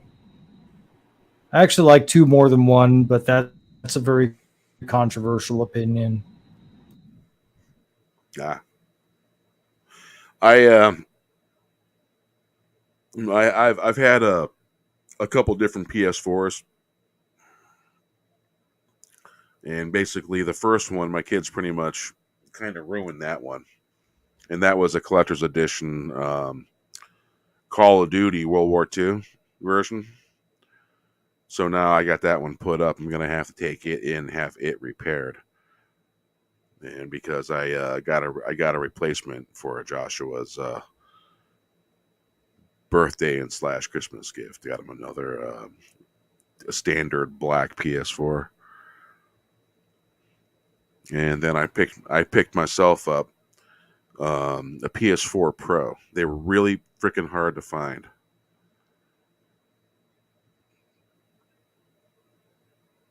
And I managed to find one for a little under $500. Yeah. And yes, the Dreamcast was cool, but there wasn't enough games for it. Well, they redid a lot of the classic games on the Dreamcast. Pac-Man, Dig Dug, those games, and they actually translated them pretty well into 3D. So, Wow.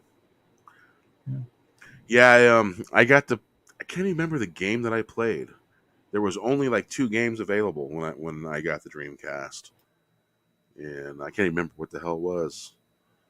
And I remember it being finicky as hell. Yeah, that's why when PlayStations first come out brand new, I wait the entire year. I'll wait for the next following year later, and then I'll get one. That's not fucking up, because the new ones they make, for some reason, always fuck up. They have this track record. Well, PS3 was the PlayStation 3 was the I same. don't know. I still have my PS3 from 2007. So.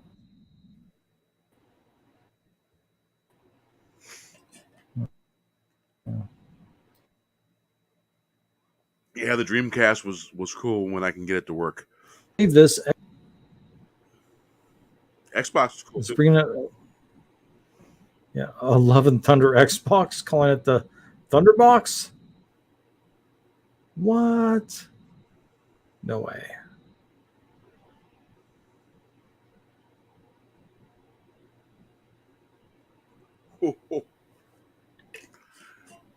Yeah, they better have their PR term look into that before they look stupid and look like they got poop on their face. It's fucking funny.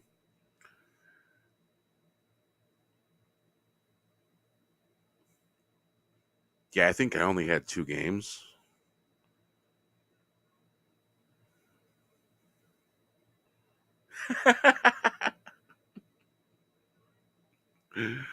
Yeah.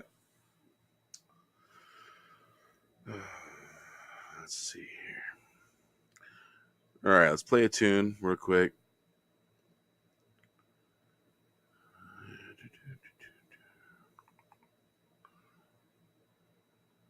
Try the water. There we go. Maker of the mark, counting the days. It was written that way. Do I get a say? Try the water, any dreams getting stepped on. No more broken dreams.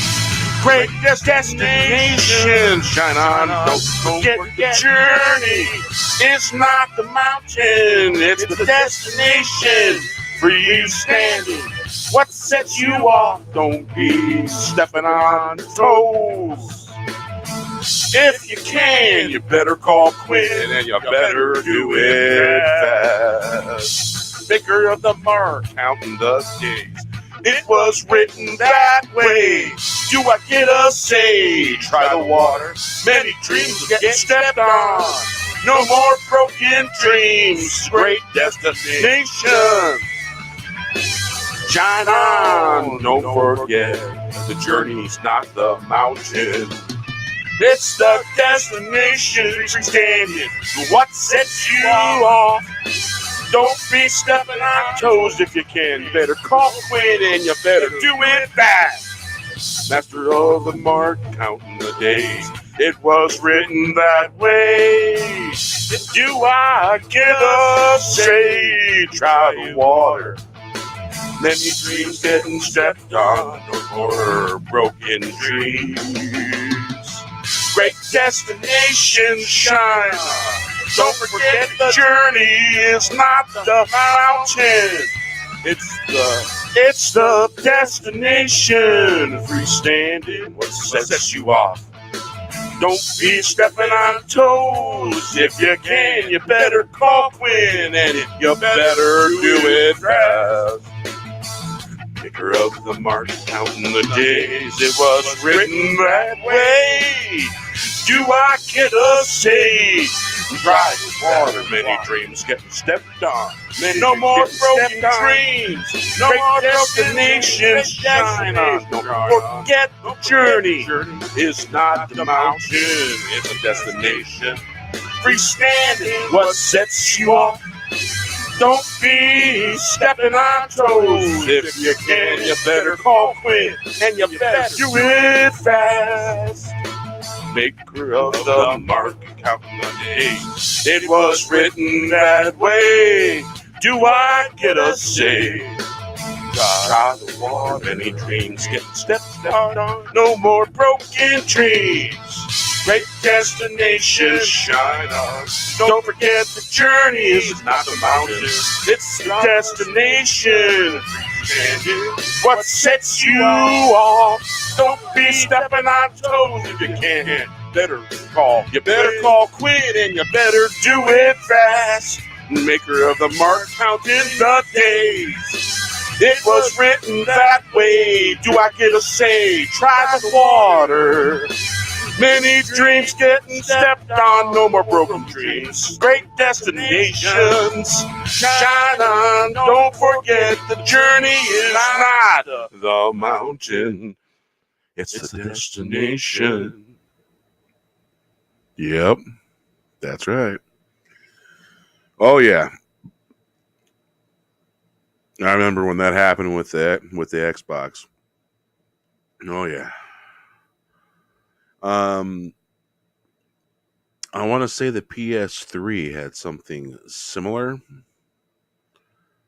Yeah, the yellow light of death. Yeah. That's why when the PS3, I waited like about a year and a half to get one. And I got the last production of the fat PS3. The last year for the production of the fat PS3. That's when they brought in the slim PS3. Yep. And right after that. And I don't like the slims. The PS2 Slim was much superior to the original. Oh yeah, the PS2 Slim looked cool. Yep. It was just a shrunk down small version of the standard. And I gotta say, me and a buddy of mine, we went through 3 PlayStation 2s. Yeah, I wouldn't be surprised. Oh no, we got long use out of each one. Oh yeah. Oh yeah. Well, my launch PS3 still is working well. I got that as a 30th birthday present. Oh my God. Thing's like 15 years old. Jesus, man. God, can't believe it. I'm really turning fucking 45 this month. Ugh. Ugh. I'm in denial. I can't. Yeah. So I don't yeah, feel like an old man. When I was a teenager, 45 was just like make it real. ancient. I'm 50. Wiz Well, feels like an old that's man. He's the youngest. He's a baby. I guess. I mean, 45. When I was a kid, when I was a teenager, 45 seemed like my grandparents are like 45. It's fucking ridiculous. I'm coming to grips with it. I'm doing my best. I don't know. I know the feeling, Wiz, but you get used to it. There's a 5-0 just around the corner for 45. Oh yeah. Don't worry, dude. It's I'm like I can't 43. deny it now. I'm an old dude, man. I mean, what the fuck? You're not old until you're 65. I'm the young old. That's what I am. Yeah, whatever. So yeah. Wes, me and you are youngins. Well, if you learn something new every day, you're young. So I try Yeah. to learn something new every day. Mikhail ain't no young blood. He just outed himself.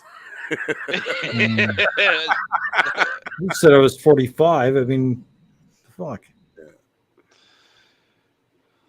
I remember when I was 35, I was like, dude, we're dying. 35? Oh my Hey, I remember God. Pong. Oh, He had a Pong Pong. was fun. I remember Pong. See, I mean, Yeah, we had a Pong set up.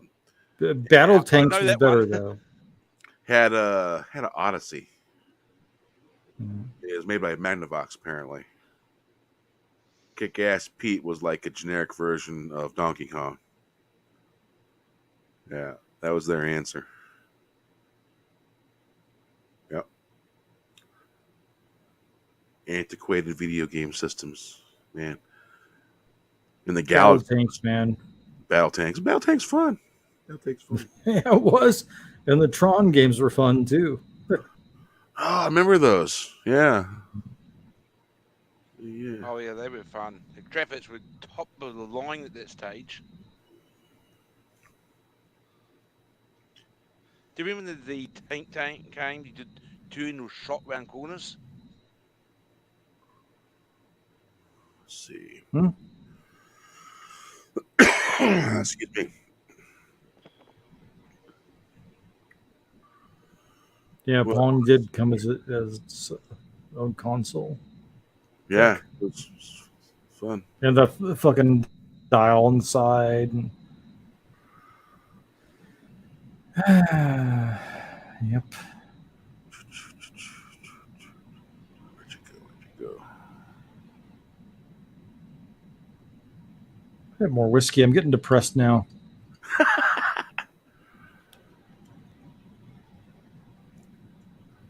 All right. There we go.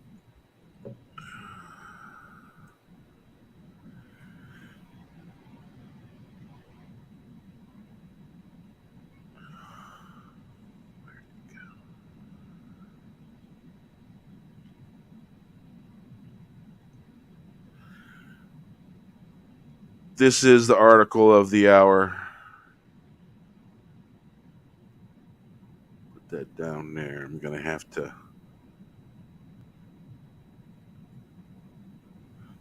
share it.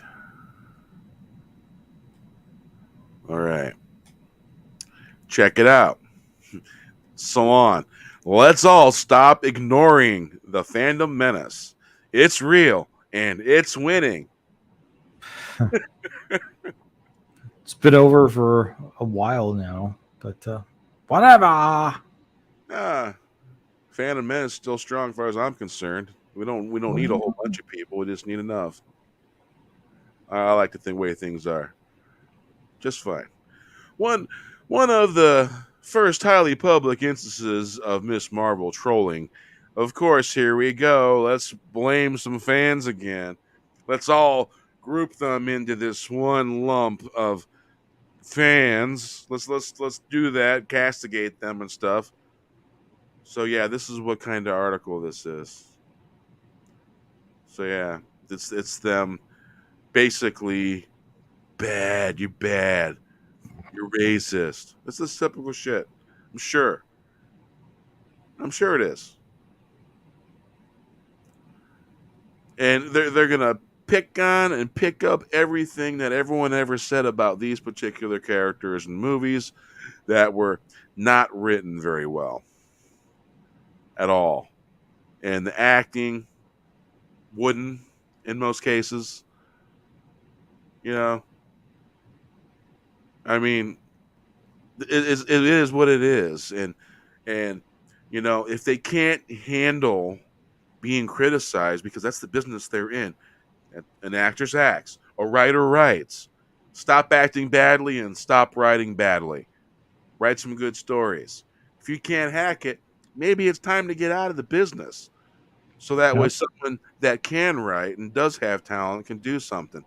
Now, this girl here, I think she's got some talent. I think with a little help, they could have polished her a bit, but they chose not to. Mm, That's their fucking fault. well, I don't think she has a lot of Well, I talent. watched her. I watched her closely on the third episode, and she improved. Her acting got a little better, and they're young people that don't have much experience, so they fucking need help. Instead, they want to blame everybody for being racist when it was in their hands when they could have done something and they did not. They used it for a chance to call people racist that didn't like it. When it's the acting and it's the writing. It's got Well, nothing to do with who they are. part of leadership is saying that I'm not the person for this job, and you know, if and that's where the criticism, because we have amazing people in our fellowship, you know, that fit these demographics, and they're like, I'm insulted. I'm insulted that you have such a low opinion of me that you think that just putting a person in my you know, demographic is going to satisfy me. And you know, it seemed, if you look at some of her interviews, it's I mean, you know, look, you know, I get it. If you're going to be hired because based on your demographics, I understand. But you know, if you're in this environment, It's like nepotism. understand that is what is happening. That's why you're being hired. And if you know that's what's happening, you know, say, you know, thanks but no thanks. I'm not the person for this job. Just saying. Should have happened, or they Yeah. should have. Yeah. Instead of flaming the fires of accusations. Absolutely. I mean, could she be a great actress at some I point? think Maybe. I think so. I think she's got some talent. I the third because first two episodes I watched of it was like okay, not great. Third episode it was a lot better, a lot more intensity, and Well, she's very wooden in the first two yes, episodes. absolutely. And it's like, where's her coaches? They're supposed to be helping her out with this stuff. Yeah. Where's her facial expression coaches? They have them. You know what I'm saying? It's just not one deadpan look for the whole thing. You know, they could have helped her. That's what I'm saying. I'm being that kind of I'm advocating for that side of it. They chose not to help her at all. Well, it's not. I mean, they don't care. You know, you check this box, therefore, you know, you have a job. Congratulations. Yeah, I mean, it's the worst kind of tokenism. Yeah, they're just scoring points, the wrong kind of points. And if they actually just paid attention to the quality like they're supposed to, and because eventually it's like if they tried to put this stuff on broadcast TV, TV, forget it. They wouldn't even have a leg to stand on. They wouldn't be able to criticize anybody because the airwaves, you got to deal with the Nielsen rating system. And they're not. They're not dealing with the Nielsen rating system. Every Star Trek show up until Enterprise had to deal with the Nielsen rating systems. And viewership matters. So I'm going to say viewership matters. And they don't have the guts to put their product up on the airwaves, then you know they got a bad product. I mean, if you're making something, you should be able to take it to the bank and say, definitely, it'll do good. But they're not doing stuff like that. They're not saying that. And so, obviously, they have a poor product. Actors that want to show all their political allegiances and show their politics. And you know what? I don't give a fuck about their fucking politics. I don't care who they're screwing. Doesn't matter who they are. I don't want to see it. I don't care. I want to see the good writing and I want to see the good acting. Maybe a little bit of ass, maybe a little bit of tit, maybe some sexy. But it's not part of the story. Those things are secondary. It's the writing of the story itself that's really important for the character writing and the character method actors. And that's what people want. They want stuff that's good, not bad. They don't want to be preached to. They just want to watch good stuff. In some cases, maybe some mindless entertainment would not freaking hurt. Yeah, wouldn't really at this point. True. True, RR. Very true. So,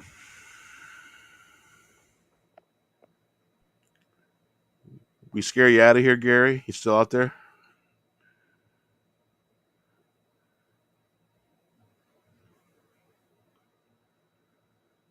Scott returning. Hail, Gary. Good question. Yeah, hail, Gary. Known him since middle school. Been friends quite a while. A lot of magical nights under the Kasiba with all the friends hanging out. Cool times. Fun times. Yeah. Have you guys ever had a crazy man run outside of a house and then point a 45 ACP at you and screaming crazy, top of his lungs, "What'd you do to my car? What'd you do to my car?" He was obviously on something. Me and my two friends, we numbered three. The three of us was sitting there, doing what teenagers do, having a little bit of smoky smoke. And this crazy guy, because the car next to us, it was smashed. The front end was smashed in. And we were sitting on 4 railroad ties. It was a spot that we sat on once a week at least. We go back there and have our little smoke session, and no one in the wiser would ever bug us. And this day, this crazy looking, scraggly ass, red bearded, crazy guy waving this gun, pointing it right at me. And all I could do was look at him and say, "We didn't do anything to your car." I think he was trying to scare us away from there, but he could have been crazy and coked up. So I told him, and at the time I was 16. I go, "I don't really think you want my dad to find out that you're pointing a gun in my face. My dad's kind of crazy himself." Kind of what I said to him. It's like, "You can put the gun away and we know we didn't do anything to your car." Two of my friends, they bolted and ran. You know what happens to people when they run away from a gun, a crazy guy carrying it? Well, crazy guys tend to shoot you in the fucking back. And so I wasn't about to be shot in the back. And finally the guy put the gun away and went back in the house. And I could see my friends on the other side of the neighborhood down the block. And I'm like, Still sitting down, still smoking. But it was a crazy experience. Well, yeah, guy was nuts. But my father was crazier in a lot Well, of ways. I Yeah, know a little bit about having a crazy father, so I can yeah. relate. And my dad would have gone down there and fucking killed his ass if I told him what happened. He would not Yeah, have survived. He would not have fucking survived the night. And I just did him a favor and told him, trust me, I won't tell my dad about this. Don't bug me ever again. yeah. My father's pretty crazy as well, so I definitely can relate. Yeah. I will.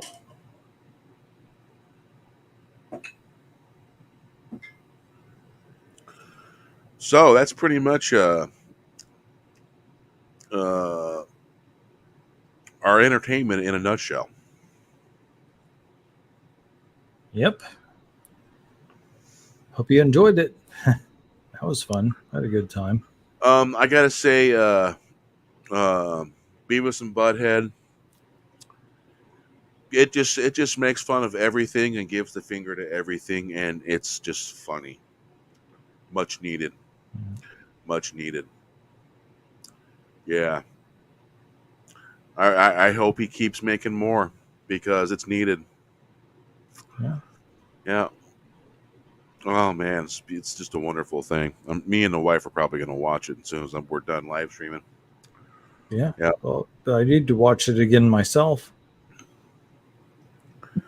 So yeah, and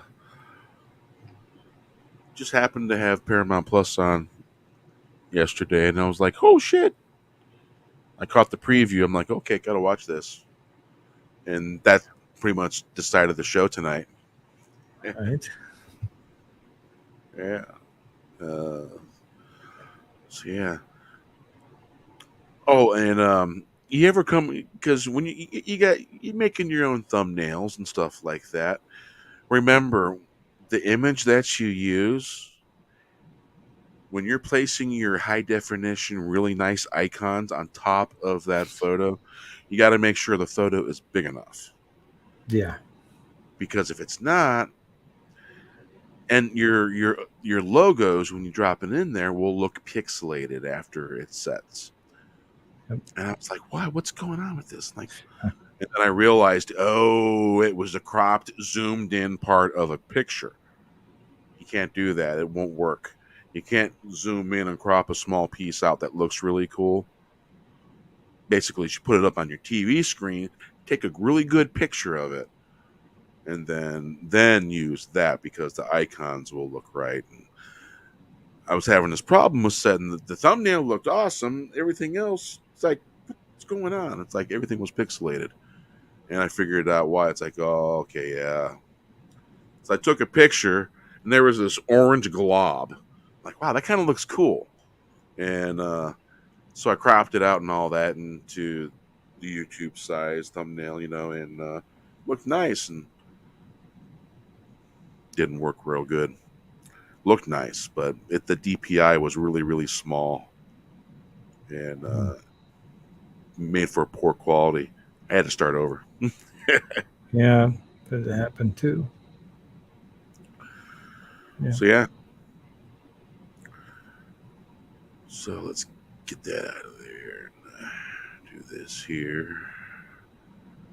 Wes will be right back. Not Wes. Mikhail will be back. He's called away temporarily.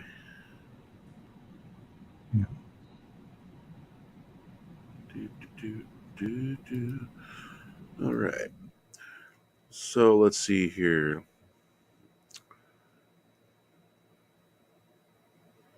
Other. Oh. Um. There was we lost an icon.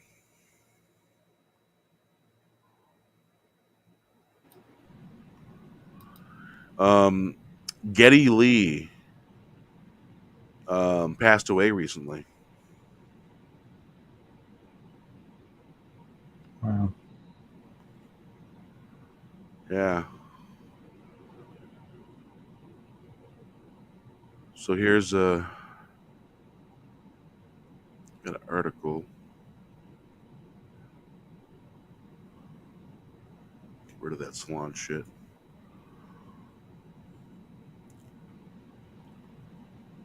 So only a handful of bands successfully fronted major rock bands: Paul McCartney and the Beatles, Phil Lynott in Thin Lizzy, Sting in the Police, Lemmy Kilmister in Motorhead.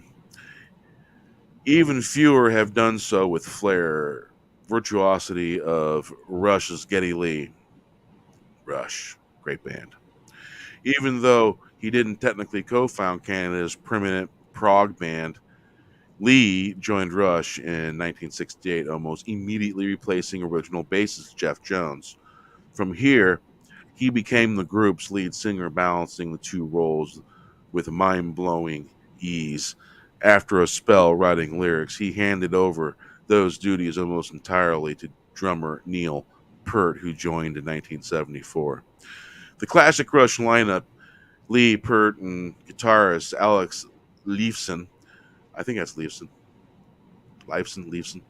developed their early hard rock style into a brainy form of progressive rock, and during the run of the 1970s LPs, including their 1976 breakthrough LP 2112, awesome record.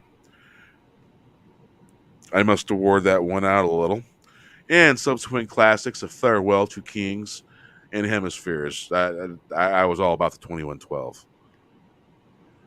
As our tastes got more obscure, we discovered more progressive rock based bands like Yes. I've seen Yes.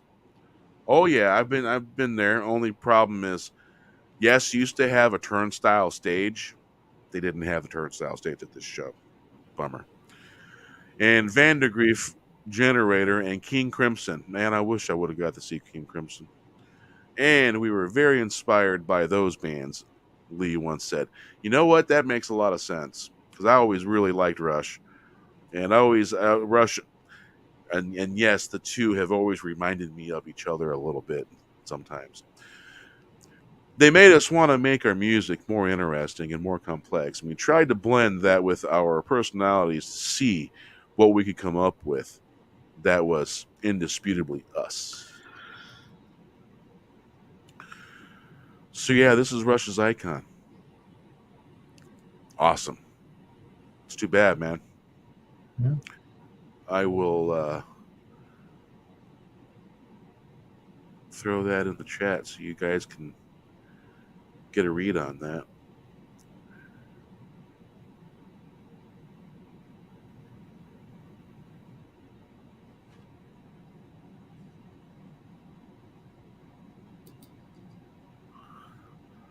Man, I had a lot of Rush records, and between me and my old man, we had a shit ton of records, and a lot of the records were my old man's, but there were certain bands that I liked, and Rush was definitely one of them. Shit, I had a ton of 8 tracks, 8-track player. Yeah. Well, I mean, Geddy Lee influenced a lot of different Oh yeah. players. There are so many good artists that cite Geddy Lee as an influence.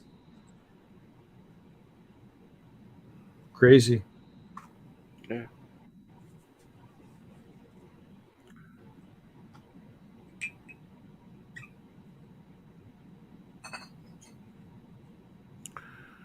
So here's a Geddy Lee Hey, talent.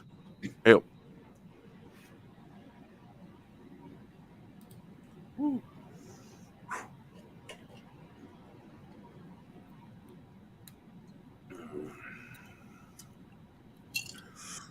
What you drinking on? Mash and ice and water. having Jack Daniels on the rocks. Yep. So I'm about like half the way into a handle of Jack Daniels right now. I'm feeling pretty good right now, actually. Did you say you're to the handle on a gallon of Jack Daniels? No, half a handle of Jack Daniels. Well, oh, dude, I would be comatose if I you had know that where much. the handle is on a gallon of Jack Daniels. The handle is even that. It's like, yeah, woo. Not quite that bad off, but yeah. Although I do have a pretty robust liver, got to tell you, I put this liver through the paces over the years, and I can handle my liquor. Just do some good liver cleanses every now and then, and you'll be all good. Drink plenty of water. Lemon juice, yeah, lemon and water. Well, lemon juice, lemon juice, apple cider, um,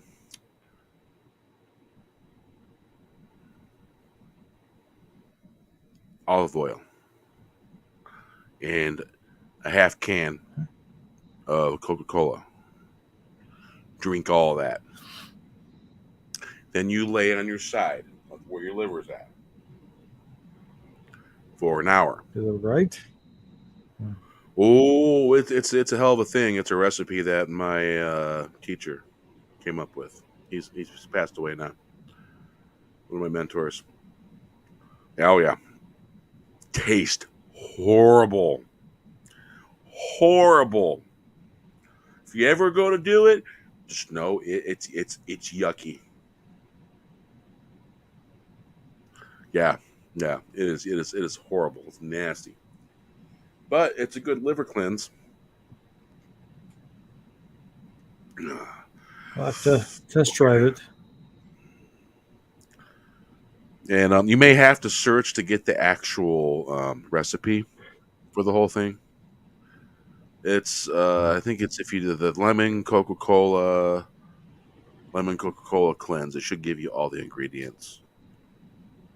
How much? I got standard Hennessy tonight. Got some scotch too. Scotch bottle is hanging out for a little while there.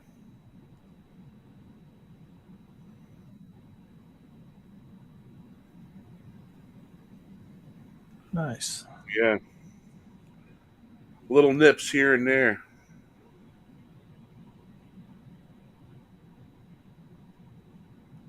But the thing, you gotta make sure your cork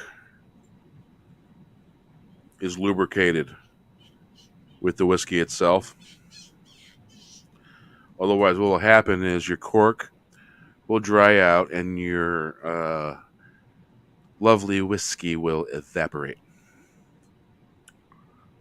Yeah. Speaking of scotch.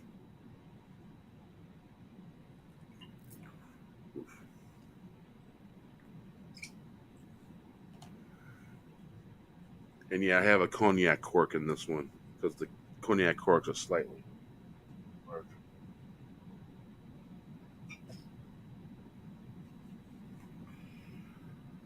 Okay, let's see here. All right.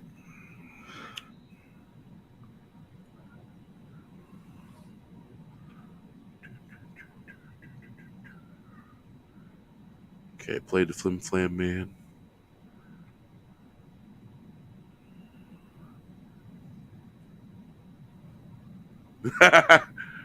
True, Cat. Very true.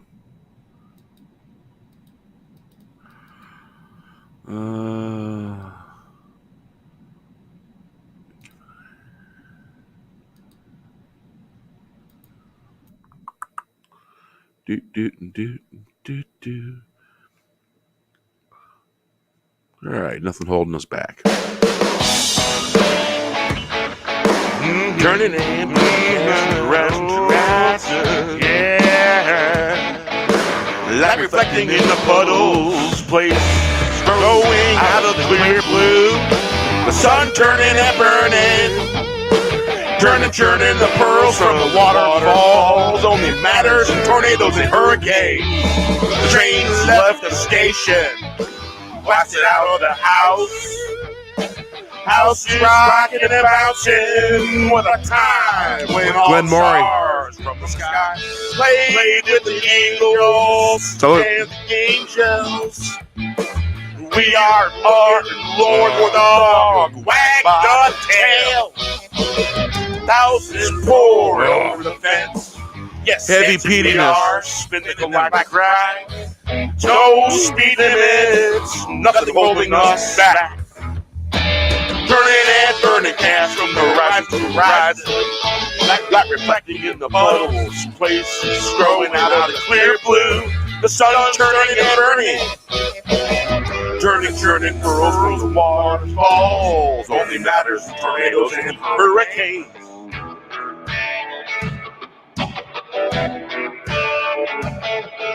The trains left the station, blasted out of the house. The house is rocking and bouncing. Was the time when all the stars from the sky played with the angels? We are looking for the dog by the tail. Thousands pulled over the fence, yes, dancing. We are spinning the galactic ride. No speed limits, no holding us back. Turning and burning gas from the horizon to horizon. Like reflecting the puddles, places growing out of the clear blue. The sun turning and burning. Turning the pearls from the waterfalls. Only matters in tornadoes and hurricanes. The train left the station, blasted out the house. The house is rocking and bouncing. Was a time when all the stars from the sky played with the angels. We are looking for the dog and wag the tail. Thousands poured over the fence, yes, yes, we are spinning the galactic ride. No speed limits, nothing holding us back. Turning and burning. Turning and burning, catching the horizon rising. Like reflecting in the puddle, places growing out of the clear blue. The sun turning and burning. Turning the pearls from the waterfalls. Only matters tornadoes and hurricanes. The train left the station. Blasted out of the house. Houses are rocking and bouncing. Was a time when all the stars from the sky played with the angels. We are looking for the dog to wag the tail.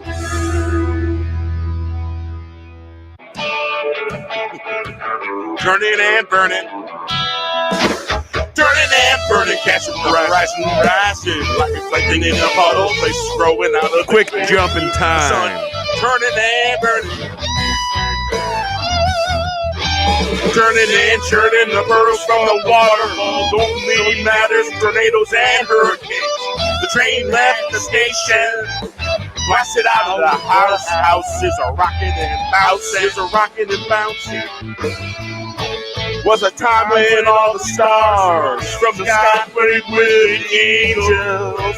We are looking for the dog to wag the tail. Thousands poured over the fence, dancing we are. Yeah, about 10,000, maybe 9,000 folks. They poured over the back of that fence. It was the most crazy ass shit I ever seen at a concert. And that was my first Grateful Dead concert. 3 or 4 notes into Touch of Grey. Bam, all these people poured over the backside of the fence. And Tinley Park Music Theater. Decent size amphitheater, not real super huge, but good size. And my God, man, from way down there and way down there, the whole fence, they just all poured. It's like they were all behind the hill waiting to go. It's amazing.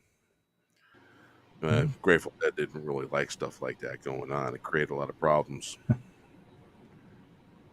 Oh, yeah. But yeah, that was 1990. Yeah, July. Yeah, in '89, I seen Jerry Garcia band for the first time, and man, that was just like like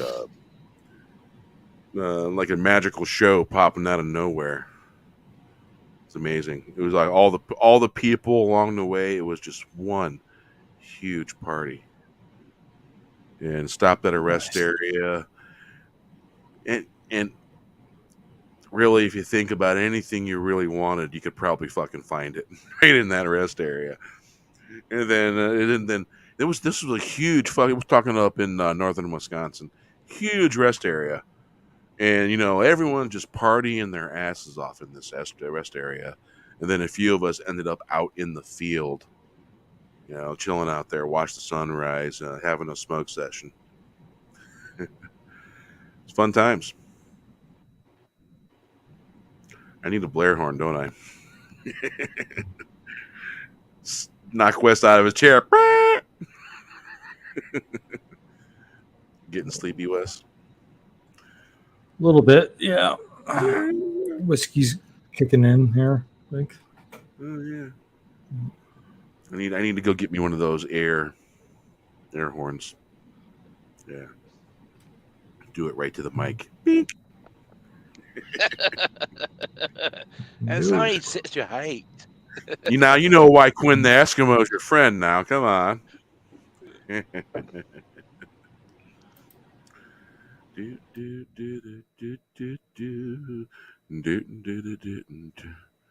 All right, get in gear.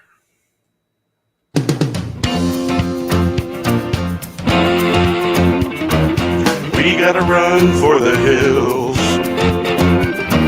Gotta make the deal better than Meals on Wheels. Never say, come back. It'll come back to haunt you. Gonna flaunt our wares, get it in gear. Haven't been seen on the scene in years.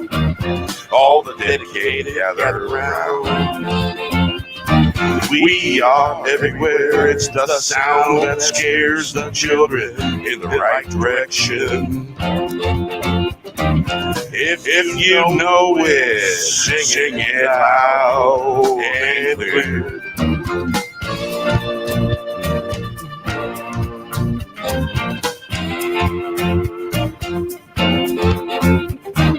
We gotta run for the hills, gotta make the deals better than Meals on Wheels. Never say never, it'll come back to haunt you. Gonna flaunt our wares, get it in here. Haven't been seen on the scene in years. All the dedicated gather round. We are everywhere.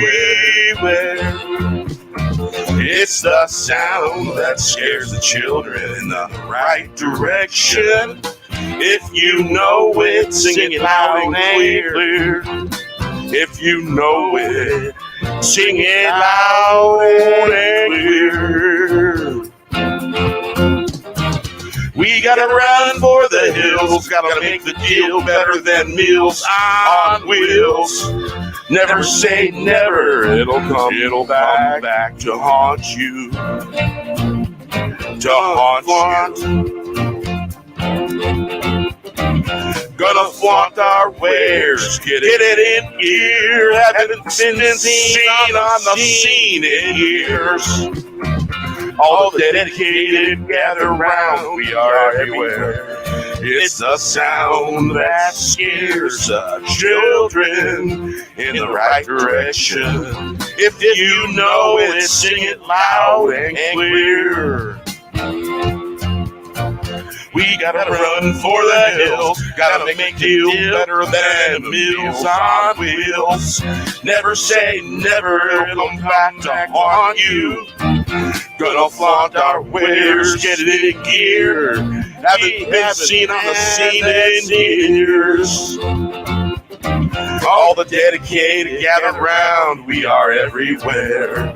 It's a sound that scares the children in the right direction.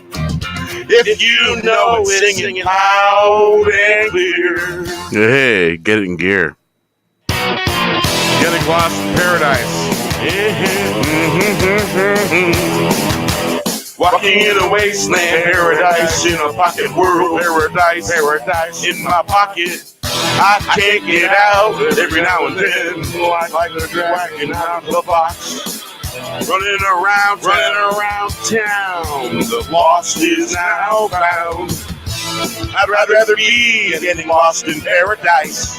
All we want is a slice of apple pie would be undivided.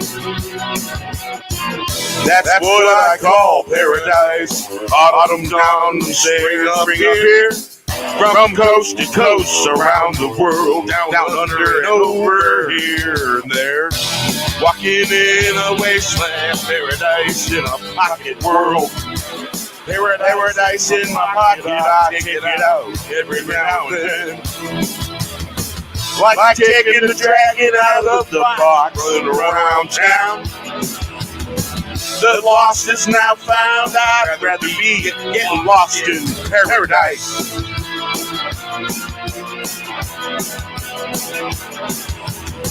All we want is a slice of apple pie, be divine. That's what I call paradise. That's what I would call paradise. Autumn down there, spring up here, from coast to coast, around the world, down under and over, here and there.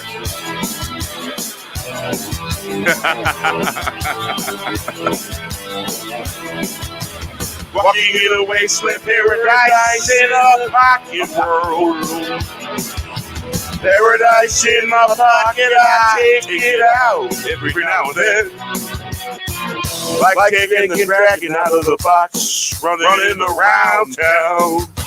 The lost is now found. I'd rather be getting lost in paradise. All we want is a slice of apple pie. Would be divine, that's what I call paradise.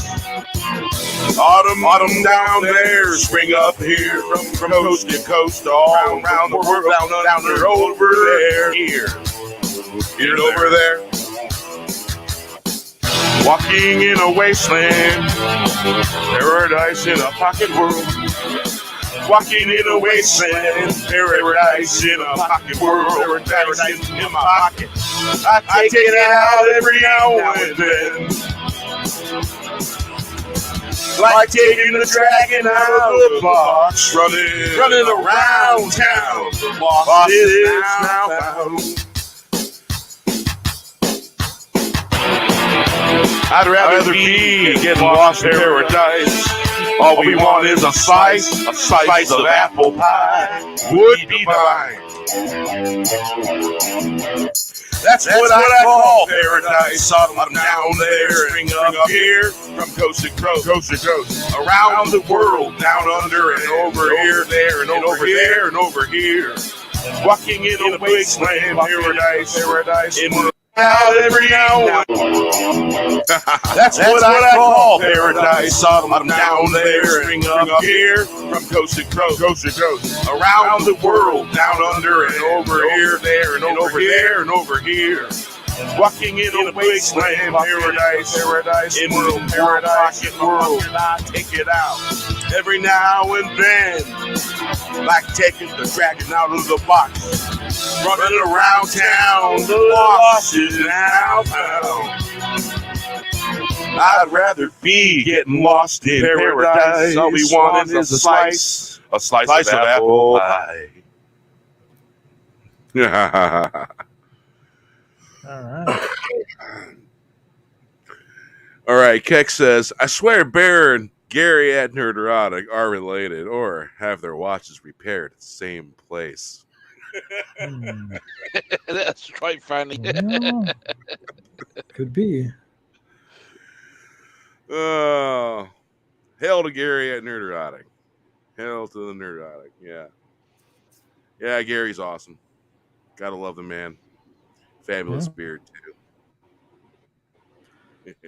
I'm jealous. Everybody's saying, cheese. My beard is. I've seen you with a thick beard. You can do good. I'll grow it out again. Try. The shaping is the hard part for me. I don't have the tools for that. Then just shape to your natural beard line. Well, on this side of my face it goes like this way, and on this side of my face it goes down, so that gets kind of weird. Interesting. Yeah, that's what I'm saying. Like, what the fuck? Interesting. Yeah. Let's see here. Do.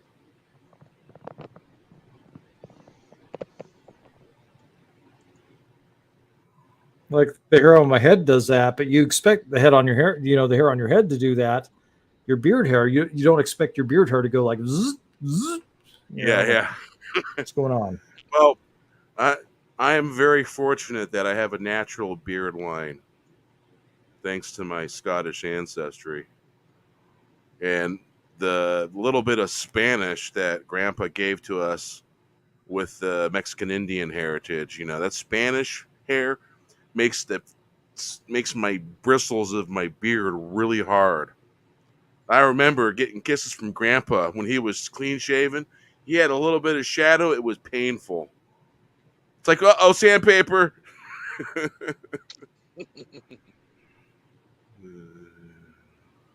Yeah. All right. Let's see here. Got to put a little tweet out. Number 3 is what this is. Number 3. Yeah. All right, here we go. Big old smile. Oh man. Let's go here real quick and do. All right.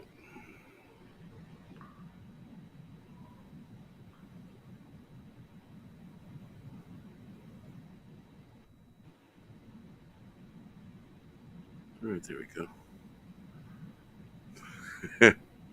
This is funny. This is funny. Like that. There. Whoa. Right there. It's us. Yeah. What's going on here? Yeah. Look at you, Wes. Freaking out, man. I was like lies be the mouth. Even thought. There's something very important I'm about to say there. Better say, wake up, Wiz. I feel like attention should be paid to whatever I was saying. Hey, I've had numbers of years where I've grown my beard, and then there was years where I've been clean shaven the past few years, and breaking the breakout stage, because you got basically 4 stages of hair. Because when you're shaving, you got the first set of hair that's going to come out, and then more going to come out, and then after that a little more will come out, and then finally all the facial hair that's been hiding under your face will start coming out and breaking through the skin. And, well, I had that brief period where I was clean shaven, and the chat did not like that very much, and I didn't like it. I was like, who the fuck is this guy? And contrary to popular belief, if you're an old dude like me, and you shave your hair, does not make you look younger. I'm just saying, not good. No. It was not good. Had blemishes and wrinkles and kinds of bad stuff happening under here. It's all bad.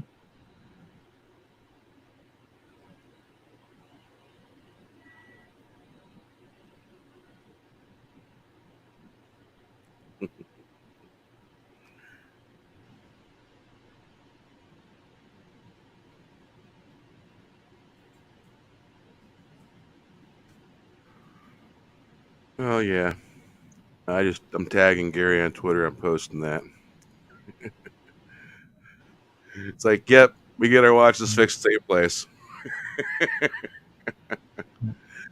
They have really bad rosacea too, so the beard covers that up. When I shave that off, like skin comes off in sheets. It's disgusting.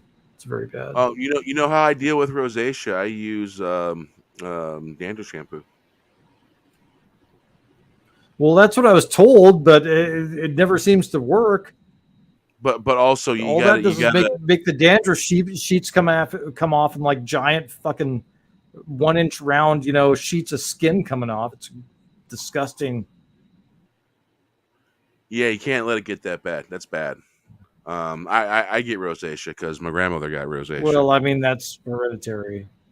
Yeah, and Mom has it. So, I keep mine in check with diet, and I also keep it in check with whenever I wash my hair with dandruff shampoo. I will use the weaker part and wash my face and my beard a little bit, and I always oil my beard before I get a shower. With some that's nice... what I'm saying. The dangers of being clean shaven that exposes all that stuff, and it's like you have these red fucking blotches here and there, and sheets of skin coming off. It's gross. Yeah, you gotta have a very clean razor. You gotta have clean conditions, clean face when you're shaving. Otherwise, can cause staph infection, stuff like that. It's fucking gnarly, man. You don't want none of that. No, I don't. Because when I started being clean shaven, I noticed the rosacea along right here, where the beard line would normally be when I was clean shaven. Yeah. And so I always had to be really, really careful. And I'm starting to wonder if too much citrus makes it worse. Acidic foods are supposed to make it worse. Yeah, you have to have an alkaline diet. Yeah. Whatever. You know why, Papa?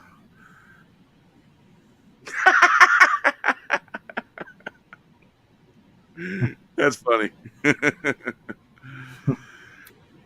Yeah, I have a natural ruddy complexion. Yeah, same here. But I get a little bit more ruddy beans. I got the Spanish thrown in there and some native bloodline going on from my mom's side of the family. Trust me, it's made it way better because normally I just burn once in a year and that's it. And then I'm like the shade of that curtain behind you, dark, summertime. Back when I used to go to the beach, stuff like that. Yeah.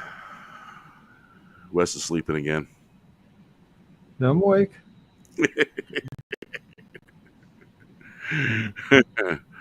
Let's see here.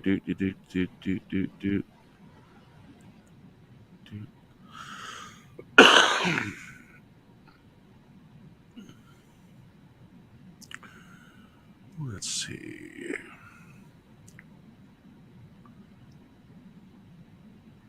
Deep River.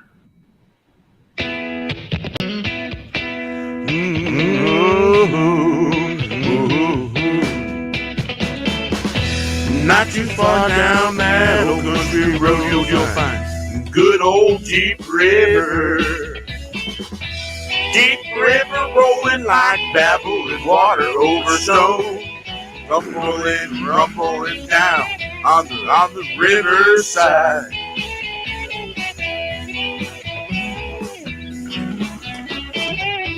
Pop took us down to Deep River, get some fishing done. Another way to spend the summer, eat on the crawl, on the riverbank, so sweet. Birds make it tweet, tweet. Gentle breezes ride, the Deep River flows. Just follow the bank to the riverside. Flowing and blowing on the gentle breeze on the Deep River. See the old mill pushing, pulling water all day long. Deep River flows all day. Not too far down that old country road, you'll find good old Deep River. Deep River rolling like babbling water on the stone, tumbling, rumbling down on the riverside. Pop took us down to Deep River, get some fishing done. Another way to spend the summer heat on the crawl on the riverbank, so sweet. Birds making tweet tweet, gentle breezes ride the deep river flow, just like follow the bank to the riverside. Flowing and flowing on the gentle breezes on the river, deep river, see the old dam. Push and pull in water all day long, deep river flows all day. Woohoo! Yeah, Deep River. That's a song about my pops used to take me to Deep River, and it's a river that's in northern Indiana, and it's nice place, nice fishing, and it's got an old mill there. They used to grind flour and wheat and stuff like that there. And for a while, a long time, it wasn't functioning, but they've fixed it. And it's an old mill on the river, and it's pretty cool. There's a lot of good times family used to have going there. It's a great place. You go rafting, canoeing. A lot of people go there to fish. Sounds like the American River up here. Yeah, I've actually swam in the American River. Yeah. I used to live in Sacramento when I was 10. I went to Greer Elementary. I don't know where that is. It's not far from the river. Yeah. It's about a bike ride, a 5-minute bike ride for a kid. That's how long it took me to get from the neighborhood to down to the Deep River trails.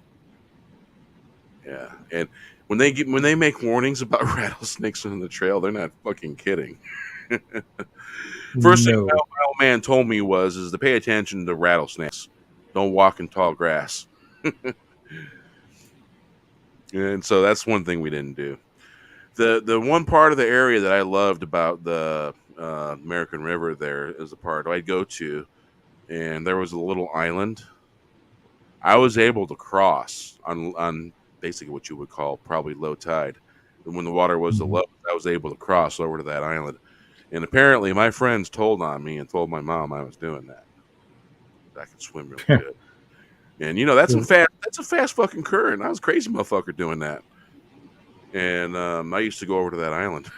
It's cool. It's fun. Yeah, I think I know the island you're talking about too. Yeah, it's funny. I thought you might. Thought you might. But yeah, I had a lot of great times on American River. I mean, it's a huge river. I remember speedboats and people water skiing on the water. Grand old time. There was an apartment complex right next to it. That's how we got our cigarettes. Open window, cigarettes sitting. We grab them as kids, And don't leave shit laying around. A bunch of kids, they're going to grab it up. Oh, yeah. Same here. So you feeling tired there, Wes? Looks like you're about to drop out there, A man. little bit, yeah. Whiskey is kicking in here. I'm going to play a few more songs and probably going to wrap it up here in a little bit. All right. If you got a little fortitude to hang out. If not, we'll see you sleeping a little bit maybe, and we'll all have a good joke about that. I don't know. Yeah, that's so mean. I should probably get going here, I think. You might get a snore or two. Come on, man. Make the fans happy. Ready to hit the pillow right now, actually. But Wiz, Yeah, it's you like look- 8:17. You're looking tuckered. Yeah, So, I yeah. worked a lot today, so yeah. So yeah, what are you going through? Uber Eats and stuff like that? Or sidecar? The DoorDash is the side gig right now. DoorDash. I like DoorDash better than Uber Eats. I've had really messed up orders through Uber Eats. Well, I didn't pass their background check at the time, so fuck them. Oh, holy cow. Jeez. I would pass now, though. I would. Yeah. Well, something back from my state job. State was horrible to work for, by the way. Wouldn't recommend it. Office politics. Ugh. Yeah. Yeah, man.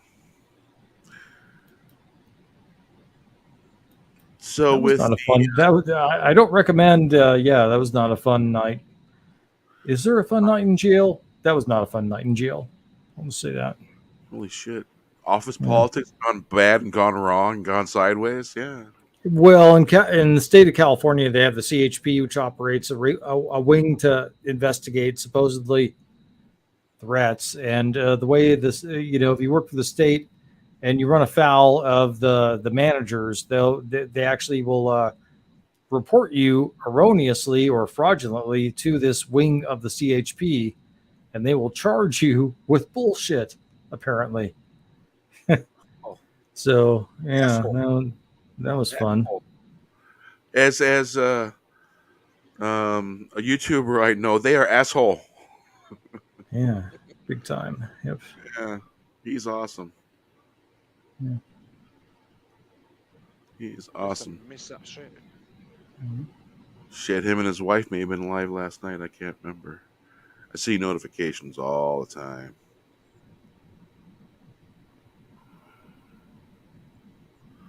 Salty cracker. Yeah, that's great.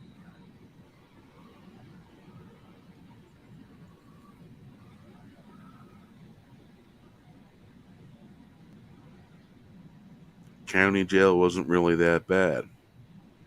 The Sacramento County Jail is really bad. Yuba County up here where I'm at was not bad at all. They actually treated you with respect, but Sacramento, they will beat the fuck out of you and flush your head in toilets and all kinds of stuff. Yeah.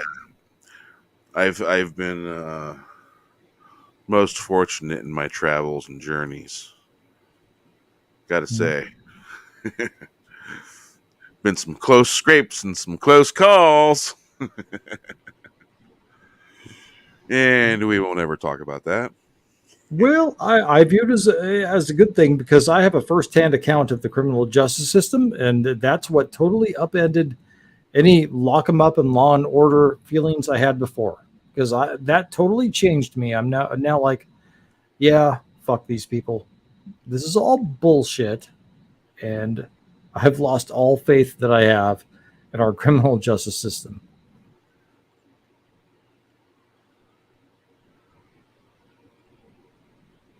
All right. Let's play one more, and it is the newest song I have. It's called Fairweather Friends. And it's not to be confused with Fairweather Friend. Different artist. Fairweather Friends, many. There we go. Here we go.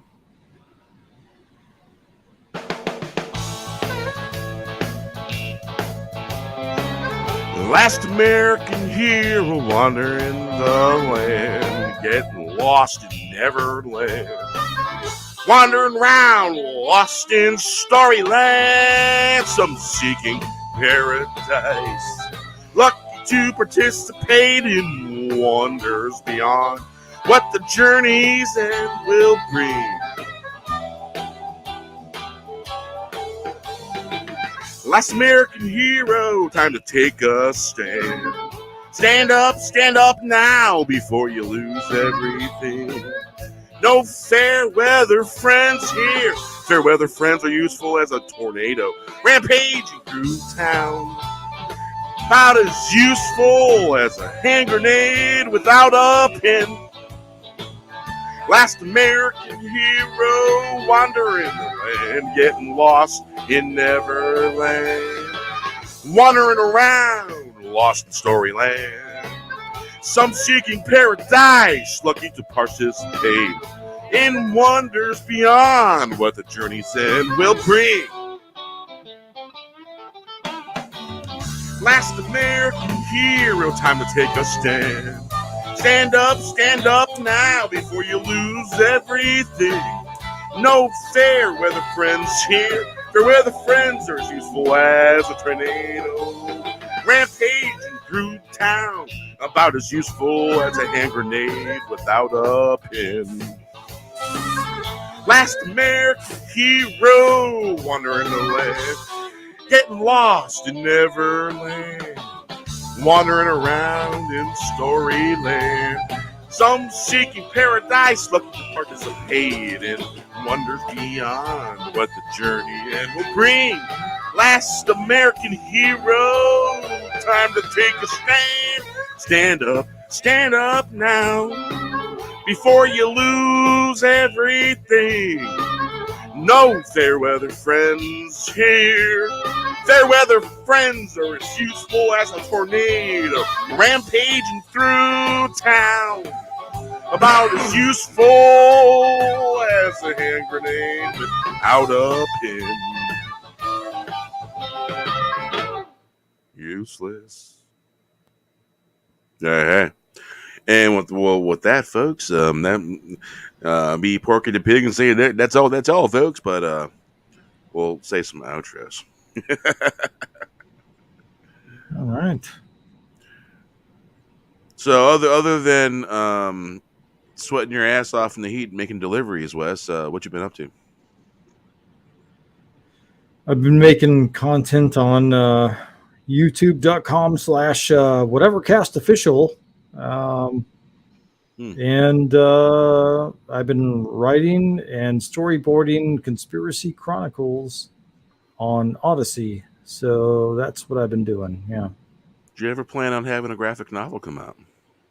I think that would be a good idea at some point, but I need to finish writing first. We're almost done with episode 4 of season 1, and I think there's 10 or 11 episodes in season 1. So yeah, I think I need to finish the writing first. I was trying to get 3 episodes made first, but I think I need to finish the entire season first, really, to get it made, because some people get it and some people don't. And the people that get it, I get really good performances out of them. Like Loki is the head biker. He gets the material. If you don't get the material, then, I don't think you're the right person to work on that show. Right. But it's a good story. It's a good story. It's a great story. It's got heart, and heart I've seen some of it. It's good. Yeah, heart is what is missing from our modern mythologies and entertainment right now. You got to have heart. Yeah, got to have love in the dream to make it real. Absolutely. So I'm on a mission, and whatever happens, that's my primary mission in life right now, is to finish that. Wow, sounds good. Yeah. Mikhail, what have you been up to lately with content on your channel? I know it's at its youthful stage. Well, on my personal YouTube channel, I've just been putting out videos of the cats around the neighbour and of my own cat. And on my other channel, which I haven't launched it, I'm still slowly working on that. Just works dotting away with EAN and monthly and stuff. So hopefully I will accelerate that in the next couple of months. Okay, so to round everything off, if I were to give Beavis and Butthead Do the Universe, I would give it a 4 out of 5. 4 out of 5. I'd give it a 7.5 out of 10. I don't know where that falls on 4. I think that would be a 4 out of 5. So yeah. 4 out of 5 here too. Yeah. And I will give it about 7 out of 10. That was fun. Yeah. That'd be a 4 out of 5 too. So, yeah. Yeah, it's a all around good show, good movie, and it hit the marks and it hit the targets. It was fun. Yeah, that's funny. Yeah, it was fun. So there we go, folks. Mike Judge showed him how to do it again. Now Now we need a revamped King of the Hill movie. Ooh, that'd be good. Yeah. So with that, we will say goodbye, and I will say thank you to RR and everybody in the chat that showed up tonight, and all you know who you are that popped up in the chat. Yeah, so we will probably see you sooner than later. See ya. Bye bye.